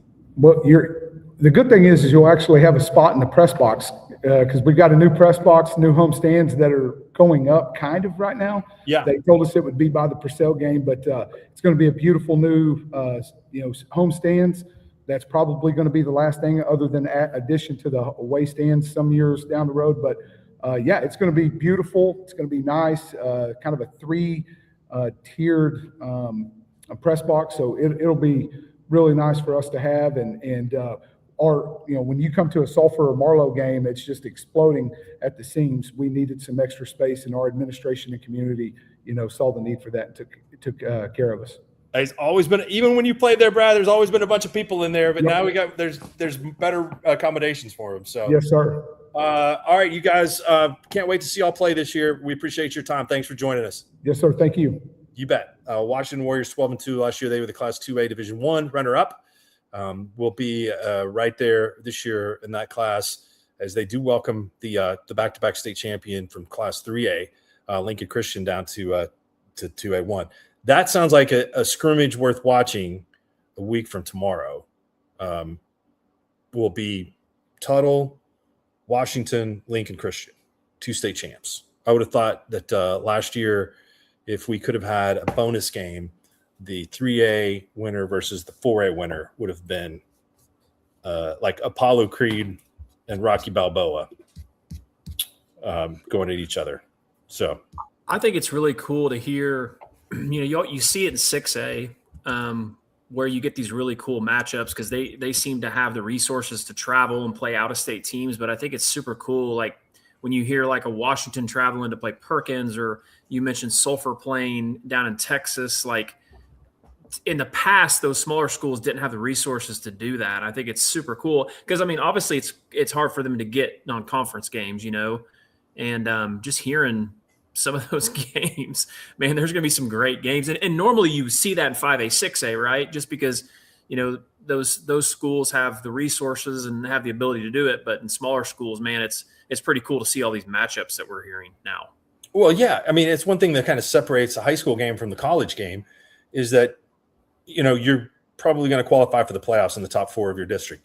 And so you're not afraid. And the schools that really are feel good about themselves are not afraid to go take a loss or potentially take a loss against somebody. That same thing coming up is that Bixby and Owasso, this is going to be the 9th time in 5 years that they play, something like that. And they don't have to play each other. So you won't find a better coaching, matchup than Lauren and Bill. That's a great segue. I'm going to bounce out and let them in, okay? All right, very good. See if I can do this right. We're finishing the show out with a combined 41-0 with our last 3 guests. So, hey, Lauren. Hey, how are you guys doing? Doing good, man. How are you? Doing great. I appreciate you guys having us on.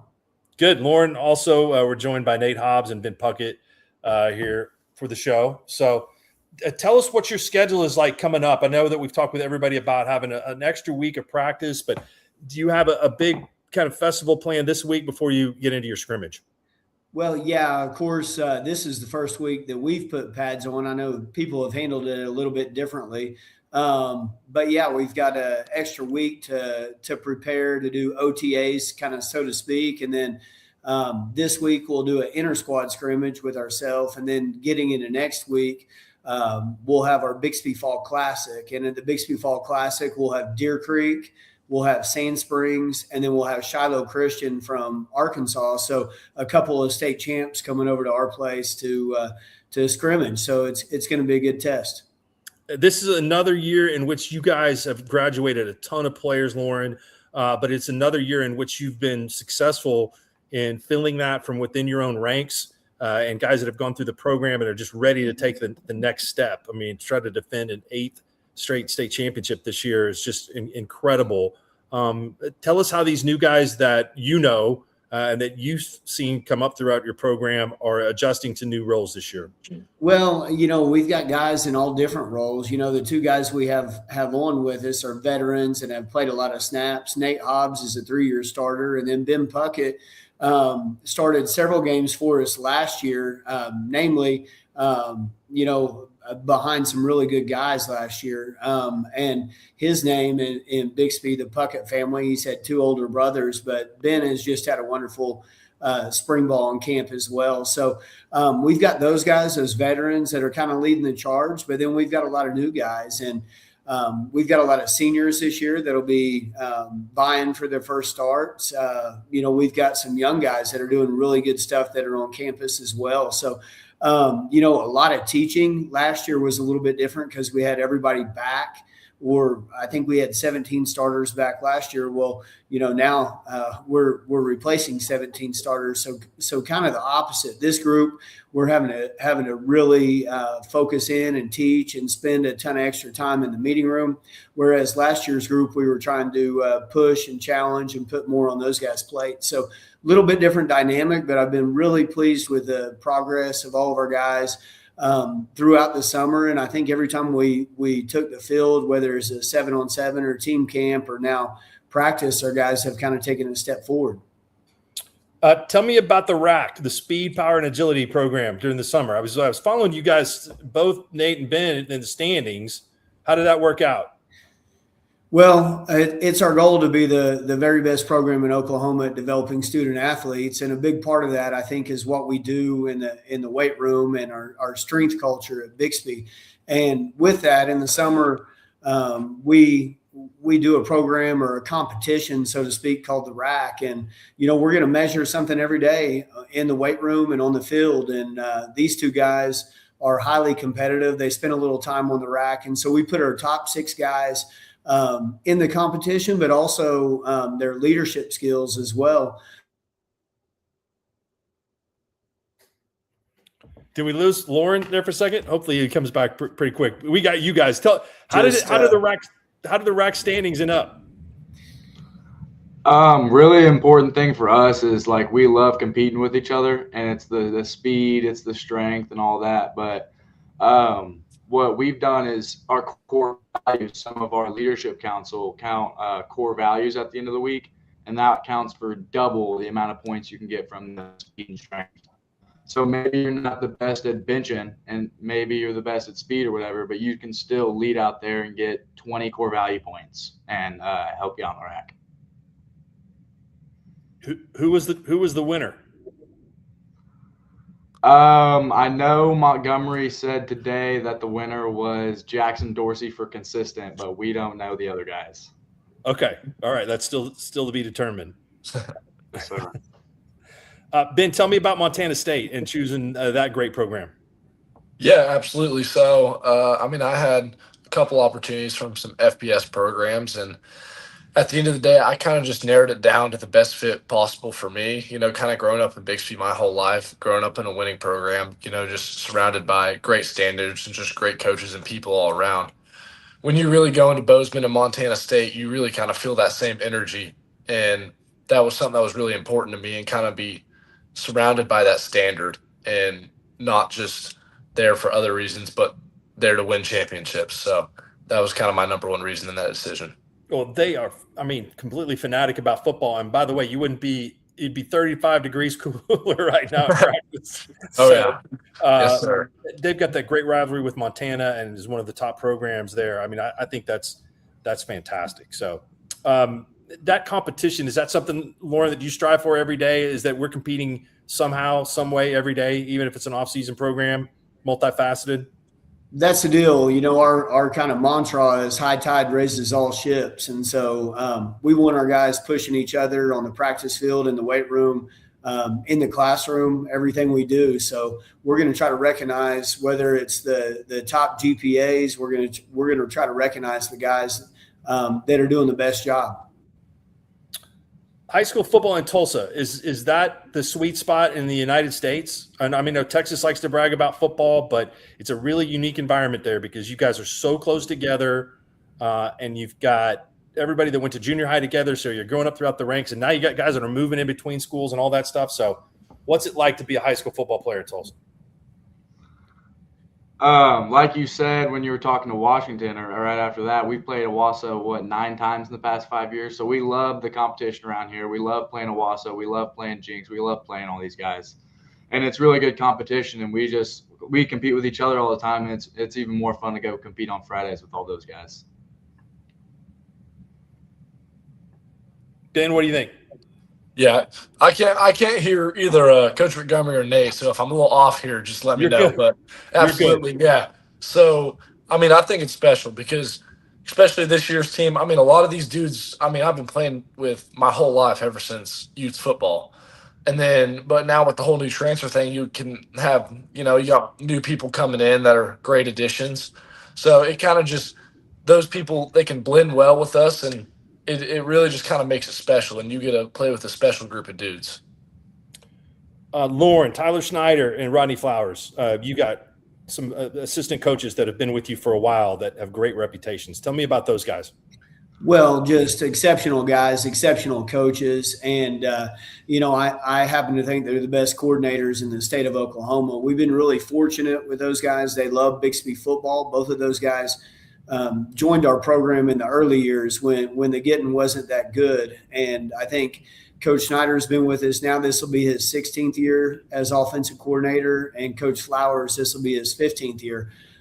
Those guys are workers. They're passionate about what they do. They love coaching kids. They love coaching ball, and are extremely hard workers. And both of them, coincidentally, have won the Frank Broyles Award for the best assistant coach in the state. And so I think it says a lot about, what they've done, and their mark at Bixby is super significant. I know Coach loves Savastanos. Tell me are you deep dish? Are you thin? What toppings are you getting when you go there? That's my favorite pizza place in the state. I know where they are. There's some good ones.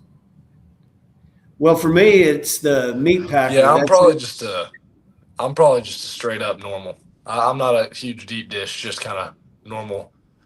Yeah, I agree. That's what I get when I go. I don't go for the deep dish. It takes a little long, and I'm a little too full. I know how good it is, but I'm going with the regular. Lauren, what were you going to say? Yeah, I go with the meat packer. It's got all the meats. It's the deep dish, the full Monty, and we love it. And in fact, Jennifer, who runs Savastanos, brings some pizzas down for the coaches from time to time, and we certainly appreciate her. So you're still a lineman at heart, Lauren, right? I mean, even though you're not as big as you once were. Without a doubt, once a lineman, always a lineman. Every family's got one. Nate, what about you? I mean, I'm gonna have to agree with Montgomery here. All the bacon, the sausage, give me all the protein you can put on my pizza, and that's all I care about. Good. Well, we can't wait for that opening game and the rest of them this year for you guys. And so Congratulations on this unbelievable run that you're on with the eight straight state championships. And Lauren, thanks for never big leaguing us, right? I mean, I know your time is valuable, but you're always generous with it. So we appreciate you. Well, thank you guys for recognizing our program. You bet. All right. Thank you very much. Bixby Spartans. Thanks, sir. Going for an incredible 9th straight state championship this year. We have 2 more to go. 2 more defending state champions coming up with Carl Albert and Talahena. Do we want to go ahead and just welcome in Talahena? We can do that. Are they ready? They're here, Coach Gravett, and the crew's here. So we'll hop them in. I think Coach Dunn said he would be here shortly. So I'm gonna. Okay, sounds good. By the way, you cannot reach Coach Dunn when he's in his office at Carl Albert High School. He's in a fortress underneath the gym. So I think we'll probably have to. Oh, I remember when we've done some games there, or even when we've done games at like Dell City, the internet they have to give you like a special like IP address for the internet. That must be a common thing over in that area. But I'm going to bounce out of here, and I'll tell you what: if Talahena can get online, anybody can get online, right? I think that's right. They have to fight Bigfoot for bandwidth over there. Kelly, what's up, man? Hey, gang. How are you guys doing? Thanks for having us. Can you hear us okay? Oh, you're coming in loud and clear. I think maybe up there with the best connections we've had of the day. You guys get extra swag points for all those trophies behind you. That's good stuff. Landon Griffith, Talon Griffith, and Sam Bryant are the 3 with you guys. So thank you all for your time. Awesome. Thanks for having us. Tell us how you guys have approached this new practice this year with an extra week. Well, it's different for sure. Down here in Southeast Oklahoma, last 3 days, it's been in the red. So we've got our practice in the mornings, and in the afternoon, got in our weight room. And so it's different. I understand it. It helps protect the kids, and it needs to. So it's an adjustment for sure. I want to get your kids. I want to ask each 3 of them this: is what's been the difference? You guys took the next step. You went from runner-up to champions, but yet you still got work to do this year. So how are you approaching this season? I say we just approach this season the same mindset as last year. I mean, it's a new season, so 0-0, we're just chasing the gold ball this year too.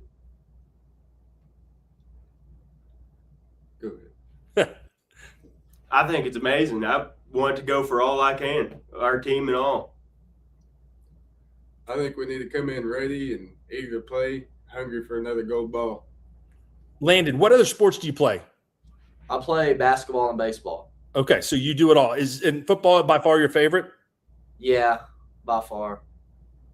How you played quarterback from a young age? I mean, what was it that got you started at the position? I don't know. I was just a big fan of it, getting to control all the offense and stuff, just being the leader out there on the field. I just kind of fell in love with it when I was young.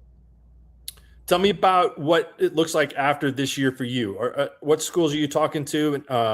Have you taken any visits, or are you even concerned with that? I have 2 offers right now. One, Southeastern Oklahoma State, and then I have another one at Oklahoma Baptist University. Well, I think either of those places would be lucky to have you. I've been very impressed with how you played. You guys had some barn burners last year. I mean, a couple of those games in the playoffs were pretty good. What was that like, being able to be pushed? And your schedule is a little bit different in that you guys are in a part of the state where, you're kind of backed onto a border there. So tell me about going through all that and finally claiming the gold ball.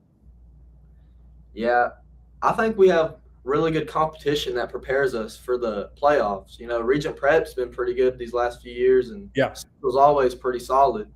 So I think they just helped us a lot to compare to the playoff matchups. Kelly, you guys got Mansfield, Arkansas. They're state champs. I mean, so I would think there's going to be everybody, within 50 miles that is going to be at that game. They're a little bit bigger than you. Is that right? Maybe one classification? Yes, no, 2 actually in Arkansas. So they're 3A state champions, and we open up at home with them week 2. And yes, I hope the pit is packed. And over the years, the teams, what they're trying to do now, because we go so fast on offense and they're pretty good at offense. They're going to try to load the box and play a middle of the field safety and take away the RPO. And so we've started seeing that more of late. But what we're really concerned about, or we got to be ready for, is their offense. It's flex bone, and we've seen it one time a year for the last 3 years, and they're really good at what they do. And so it's going to be a big time football game. They're defending 3A state champs, and I don't know anything about them other than they do run the flex bone, and they're really good at it. I know I've been told that they're really good offensively, and they're not as good defensively, but they're really, really good at what they do. And so it's going to be a challenge. And when the coach called, and again, no disrespect, I don't even know the guy's name, but we called, he reached out, and my guys need a challenge because, like you said, we went through the season. It's tough to find games for you guys. I get it. I mean, you're good, and there's not a lot of teams necessarily your size that are in that area. So, well, no disrespect, but we went through this regular season last year unscathed, and our biggest football game, and the kids, they stepped up and answered it. We were averaging 120 plays out of ball game, and most of the time the second half they weren't playing very much. But the Fairland in the semifinals, the first big test, I mean, there's 230 clips. And so they played 2 football games, and so they were ready and answered the bell. And then, of course, that helped us to go on and win a state championship there against Hominy. But it's going to be a big-time football game, and we welcome them in. And, I mean, if you don't want that kind of competition, you're probably in it for the wrong reasons. So it's going to be a big-time ball game, and the pit will be packed, and it'll be fun to watch.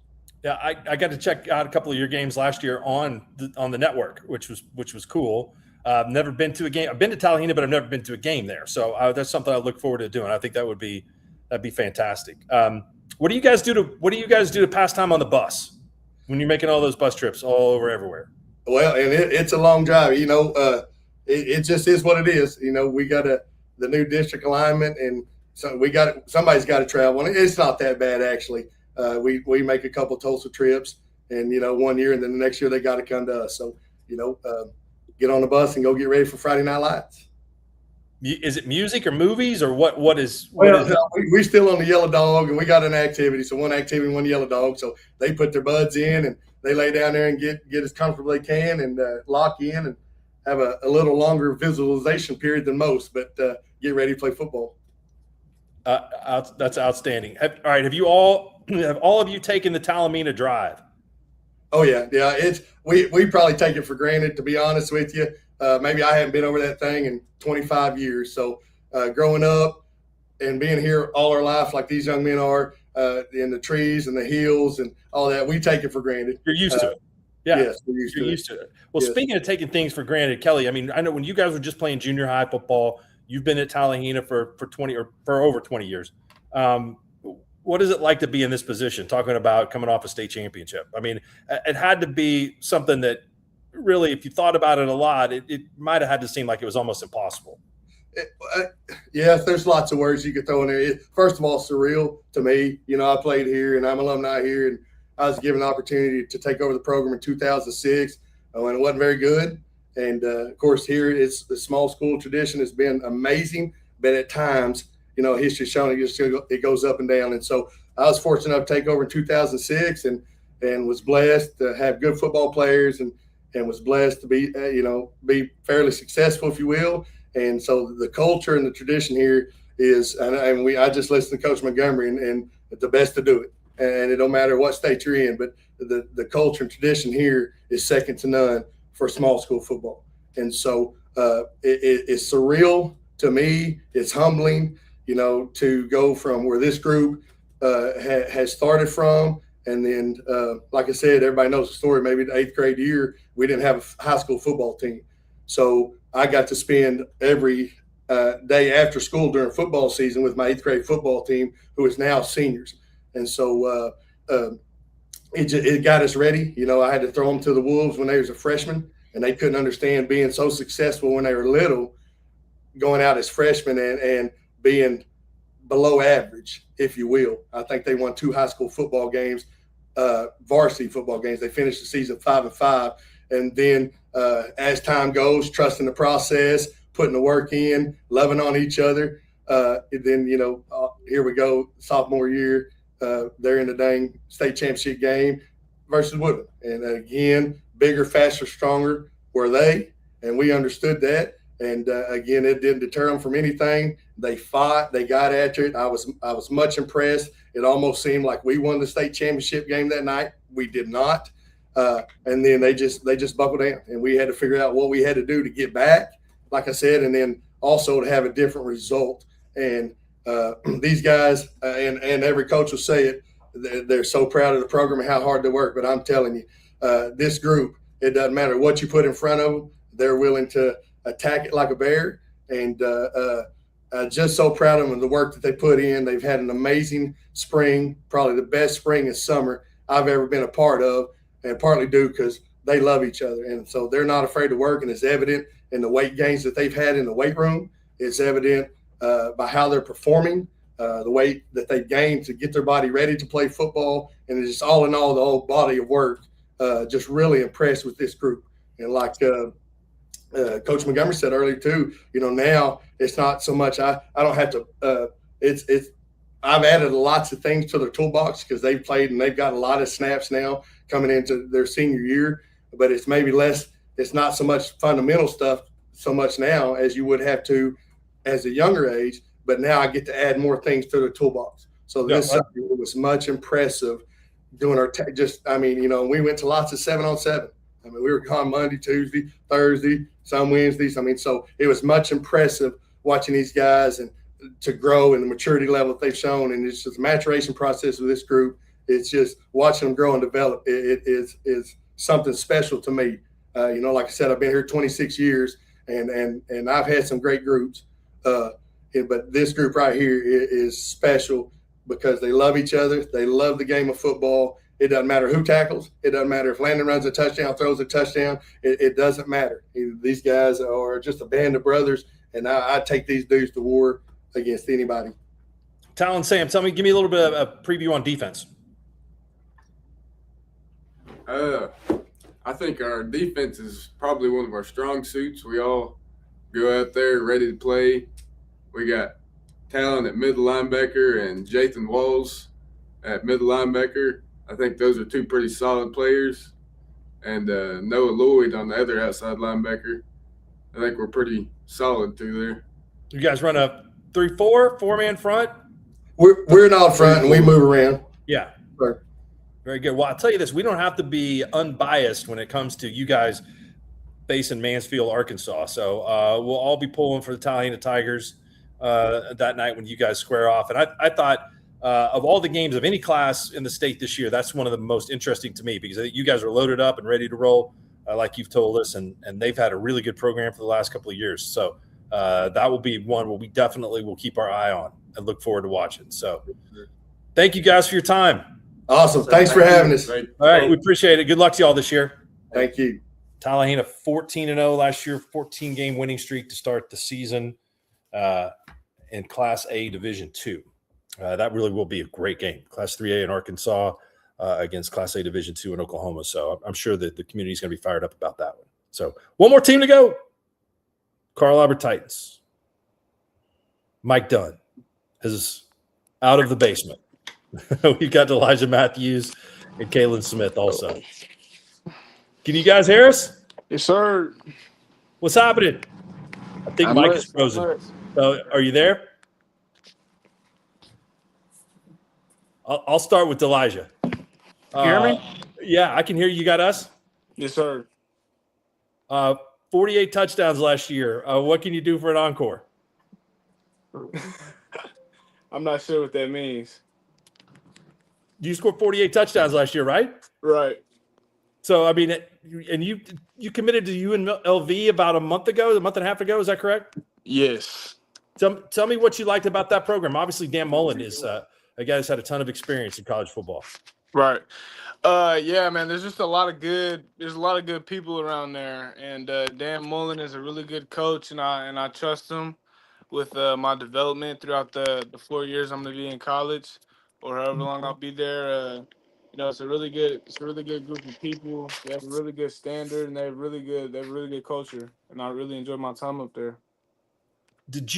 Elijah, did you envision that at the beginning of the season that you would have a year the way that you did, breaking on the scene to be the Gatorade Player of the Year? I always hoped and prayed for it, but I never told myself, that it was gonna happen because.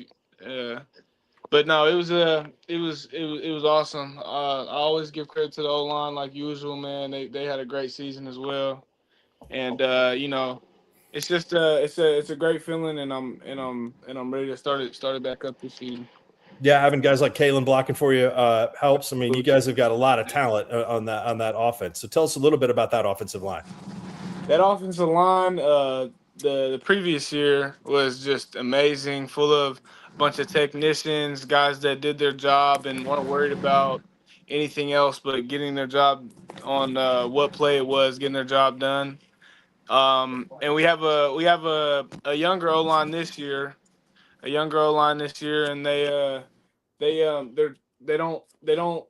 don't play like a younger O line though. They're all very strong. They all move well, and they all adapt to the coaching and things like that. So I think we're gonna have a really good season this year up front.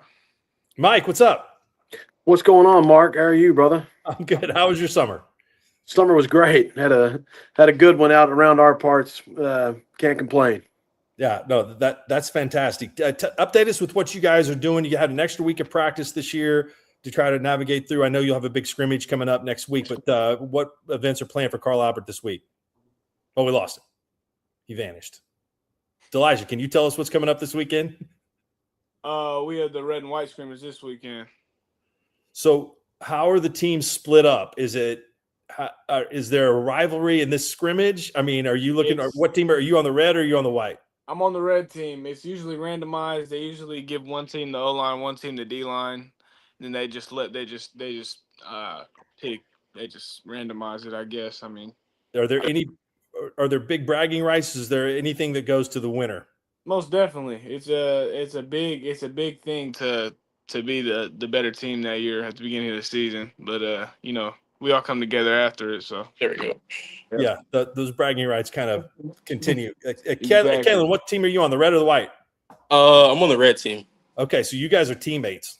Yes, sir. Yes, sir. That's pretty good. You guys can have that fraternity. Mike, did you divide these teams up fairly?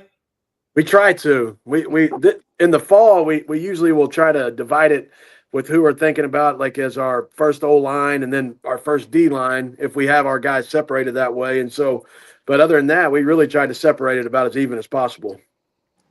I'll ask both of you guys this. At Carl Albert, there's so much talent. I mean, like, to play on both sides of the football, do you feel like sometimes, hey, maybe I'd rather play both ways, or I want to be out there 80 plays instead of 45 plays or 50 plays? And I know everybody gets on the field at crunch time, at different spots. So, Kalen, what's that like for you? Playing both ways is pretty fun. I like going out there and playing both sides. It's pretty nice out there. Mike, how do you determine who's going to play where? Well, I mean, a lot of times we try to keep the O-line, D-line. We try to keep that as separate as possible. Now, like last year, we rotated. We had a 3-man rotation on the defensive line or on the defensive tackle, and 2 of those guys were starting offensive linemen. This year, Kalen's going to have a major role on both sides of the ball. And so that's really about the only place that we really try to stay away from 2-way starters, but we have 2-way rotators every single year. Now, skill positions, I mean, we're old school at Carl Albert. I don't care if we had 300 football players. I think we'd always be the same way. We want to get our best guys on the field, and we put them on special teams too. So, it's just kind of how we've always done it. I had some coaches tell me that, we think Carl Albert's going to be young this next year, and you kind of have been a little bit young, but you still keep winning 53 games in a row. So you graduated a lot of talent. I mean, there are players all over college football, playing at the University of Oklahoma and the like that have been through this program. So is this year a reloading year? I mean, you feel like you got a veteran team? Is there a lot to be proven? Obviously, at the tailback position, you got a guy that scored 1 million touchdowns last year, so you're in pretty good shape there. Right. No, we're still pretty veteran. I would say it's kind of a good mix. I mean, we've got tons of production back on offense. 95% of our production from last year is all back. We've got 2 starting offensive linemen back, and we've added 3 sophomores up front that are going to be way good by the time it's all said and done. I mean, really good. And, so I think we in a lot of ways got better there. And then on the defensive side, we're returning lots of guys. I mean, I think we've got 5 or 6 returners on both sides of the ball. And then our freshman team last year was really good, so we're going to have a young mixture of guys. And I think it's a good mix of both. We've got good returners, and we've got some guys that are going to be plugging in that are going to be. We're not going to slow down at all, I don't think. Is this part of your favorite time of the year, Mike? I mean, this inter squad competition because you guys are so good. I mean, that's where some of this has to be fostered, right? Is when you guys are going through trying to figure out who's going to play, or when you guys are scrimmaging against each other.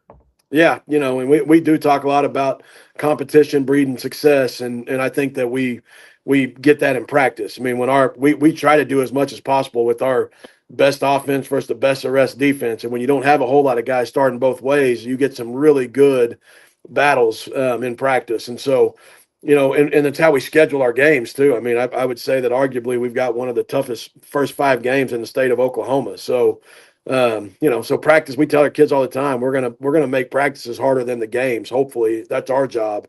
And so we do that day in, day out by just breeding the competition within practice. I'll tell you who's got a tough schedule. That's your band and your cheerleaders, man, because they get really active when you guys are scoring all those touchdowns. So it's always fun. Yeah, that's the fun part of it. We do a lot of stuff with them in the summer too, so we try to practice that. Yeah, those first 5 games are great. I mean, and I love, like, again, McGinnis. You've got the tradition with them, facing them in the championship game. I think 5 of the last 10 years it's been McGinnis, Carl Albert in the championship game, and then Guthrie. They've given you 2 really good games. I mean, of the streak at 53, they've been the team that's pushed you the most in there. So you guys get all those teams early on in the season. So that's fantastic. So I want to ask each of the players, tell me when I say Carl Albert football, what would you want people to think if they were from Tennessee? I'll say they'll think like we're disciplined. They should know that we're disciplined. We move around and they have a legacy. So we just got to keep moving, Yeah. Elijah? Yep. I just think that they should know that it was a tradition that was set a long time ago, before me or Way or Kalen were even probably even born. It's just been a thing that's been going on for so long, and it's a really special tradition that you can't find anywhere else. Are you the best, Elijah? Are you the best hooper on the football team? There's some pretty good hoopers. There's some pretty good hoopers on the team. I'll put myself up there. I don't know about the best though. We got a dude named Austin. He's pretty nice. I'm sure you know who Austin is. Yeah. Coach Dunn has got a jump shot. You can't leave him alone out there. They know. Yeah. Mike, if you guys do break this record, will there be some kind of celebration, or is it just on to the next week? On to the next week. I mean, Come on, man. You got to celebrate that a little bit. It's on to these guys will tell you that they've been here. They've both been in this program now for 4 years, and they'll tell you right now that I've never one time, or any other coach has ever talked about going undefeated. And we didn't do it again this year. I mean, we never will. I just think that for so long, I mean, I never heard Gary Rose one time talk about winning a district championship. I never heard him talk about going undefeated. He talked about one thing, and it was make the playoffs and make a run. The only time he talked about going undefeated was for the 4 games in the playoffs. And so we've just kind of always kept it that way. Our guys, I know that they feel it, and I know that they know that streak is there, but you would never come to a Carl Albert practice, event, or team meeting, and you would hear anybody talking about that. And so I think if that's the way we're going to roll, that we don't need to talk about it if it actually happens, I mean, because it could go the other way, and I don't ever want our guys to think that that's what it's all about for us. It's about winning a state championship, and we've done that starting out 5-5 and limping into the playoffs. We've done that being undefeated the last few years, and we've skinned that cat a million different ways. And I just want our guys to focus on that and make sure they keep the main thing. Yeah, well, you're doing a good job as football coach, but you're also doing a pretty good job as AD. We've had a good run. You have out there? Yeah, we've had a good run. We last year, I think that was a school record. We had 7 state championships, and we had 2 runner-ups. I saw some deal Max Preps does, and they put us. We were number 14 in the entire country. It's pretty cool. I mean, there's not a lot of times that I talk a lot about that stuff, but that was one that I saw on Facebook that I thought was definitely worth sharing. That's a pretty cool feat. No, hey, no, really. In all seriousness, congratulations to all the success that you guys have had. That's thank awesome. you. Thank well, you. we appreciate you all joining us, and we can't wait for that stretch to see you guys play those games, and look forward to another great season from the Titans. Yeah, thank you very much, Mark. Thanks for having us. You bet. All right, we'll see you guys soon. Carl Albert, 53 wins in a row. That is an incredible accomplishment, but he is not lying. A lot of Carl Albert teams challenged in that non-district portion of the schedule under Coach Rose, going back to, I believe, 1995 is his first year, and they've won a million state championships in that. They've got more now than anybody. Yeah, so impressive. We've been blessed to be able to cover some of their games the last few years, and it is a machine. We had Bixby on before that, right? And you kind of talked about the same thing with them, but it's some great high school football in Oklahoma. It's awesome to have the opportunity to cover it and also be able to talk to all these coaches and players. What Lauren said, that was really kind of hit home on me, because I think that Bixby's program is a fascinating study. I mean, Carl Albert would be the same way, to have all that success in a sport which, generally kids are kids. I mean, at different schools. But that I think making the summer or making practice, making it fun and making it interesting, where you're challenging each other and there's some pride in the fact that I'm on a red team or I'm on the white team, or that you're going through a leadership exercise in the summer where you're earning points and somebody wins. All those things teach you what competition is and not to be scared of it. You're just used to competing every day. I think that's some of the secret sauce, I think, of those two programs that are so successful. Yeah. Well, I tell people all the time, we've been fortunate enough to host a 7-on-7 event with Bixby, I believe coming up on 8 or 9 years, and just the discipline and the structure of their program. And I know there's a lot of their programs that do it very similar, but it's obvious just taking them boxes of shirts for promo items, just how organized everything. There's a place to put everything. There's a person that's going to help you, it is, the structure there is unreal. It's not like anything I've ever seen before. And it's cool to hear, like you said, how they create competition. Other thing too, think about Carl Albert's coaching tree.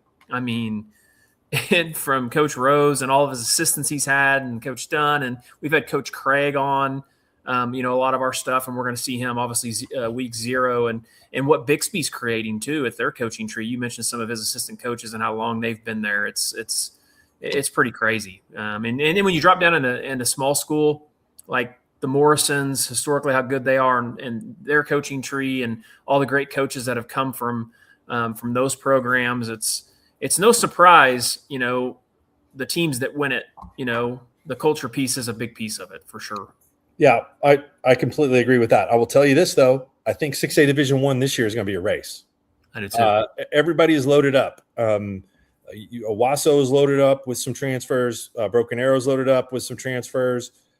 Jinx, I think, is going to be pretty good. They've got some transfers in. I'm kind of curious. I think they're fighting an uphill battle against South Lake Carroll. But I think that this year that class is going to have some classics. So I agree. And I think we're past the point of being stigmatic of talking about kids moving. I mean, there's some coaches that have different opinion about it than others, and I get it. But that's where we are. So yeah, it's part of it. They can do it. So no reason to complain about it. Right. So yeah, I think this is going to be one of they've had some challenges, and I do think in years that they've had to reload at Bixby, but I think this is going to be a really difficult challenge to keep that streak alive. But hey, I do want to say this as we get ready for another season. I'm extremely proud of being a part of the Skordle and getting to work with people like you, Adam, all the people that help us behind the scenes and the things that we do. Extremely proud of this product and doing games of the week, and the fun that we have here, and the way that people appreciate the coverage is that, we'll get a little grief at times for our picks, but we do it to have fun, and we do it to kind of shine a light on the sport. So I love doing it and look forward to a great 2026. You bet. Appreciate you, obviously, for everything you do and all of the people that help us. And then also the Sports Animal, too. Also, our partnership with them is awesome, too, as well. So you ready to wrap this thing up? Go feed that dog. He's hungry, man. Get her a flamingo burger. Sure, you got something left over. Oh, no. There's never anything left over at the Flamingo. So all right. Yeah. Hey, thanks. We've got our Skordle Pick'em show. They'll be coming up here pretty soon. And then again, the first week game of the week, well, we will have Stillwater and Fayetteville and Stillwater, and we'll also have Broken Bow McAllister. Can't wait for that one. Should be an exciting game. So I also want to thank all of our 12 coaches and players for stopping by and spending some time with us today. Look forward to visiting with them throughout the years. We crowned state championships this year. So signing off here for the Skordle Preview Show, Mark Rodgers, Adam Dieselhorst. We'll see you soon with more on Skordle.tv. They're extremely good on the defensive side of the football. But they're running into a brick wall Friday night. An absolute machine. They just got too many ways they can beat you. Just hard to bet against at home. They play such a physical brand of football. Plus, they got some freaks. I think they're on a collision course with the championship. 4th and goal from the 4th. This might be the ball game. Takes a snap. Trying to make a man miss. He does! You are kidding me! Touchdown! How did he do it? This is for the towns that show up deep, for the players grinding while the world is asleep. This is your stage. And he breaks through the line. Your week. For game on the wing. Now the lights go. Every move that the whole world do, from the first kickoff to the final horn. This is where we're going to the end of the horn. Touchdown. And into the open field at the 50, at the 40.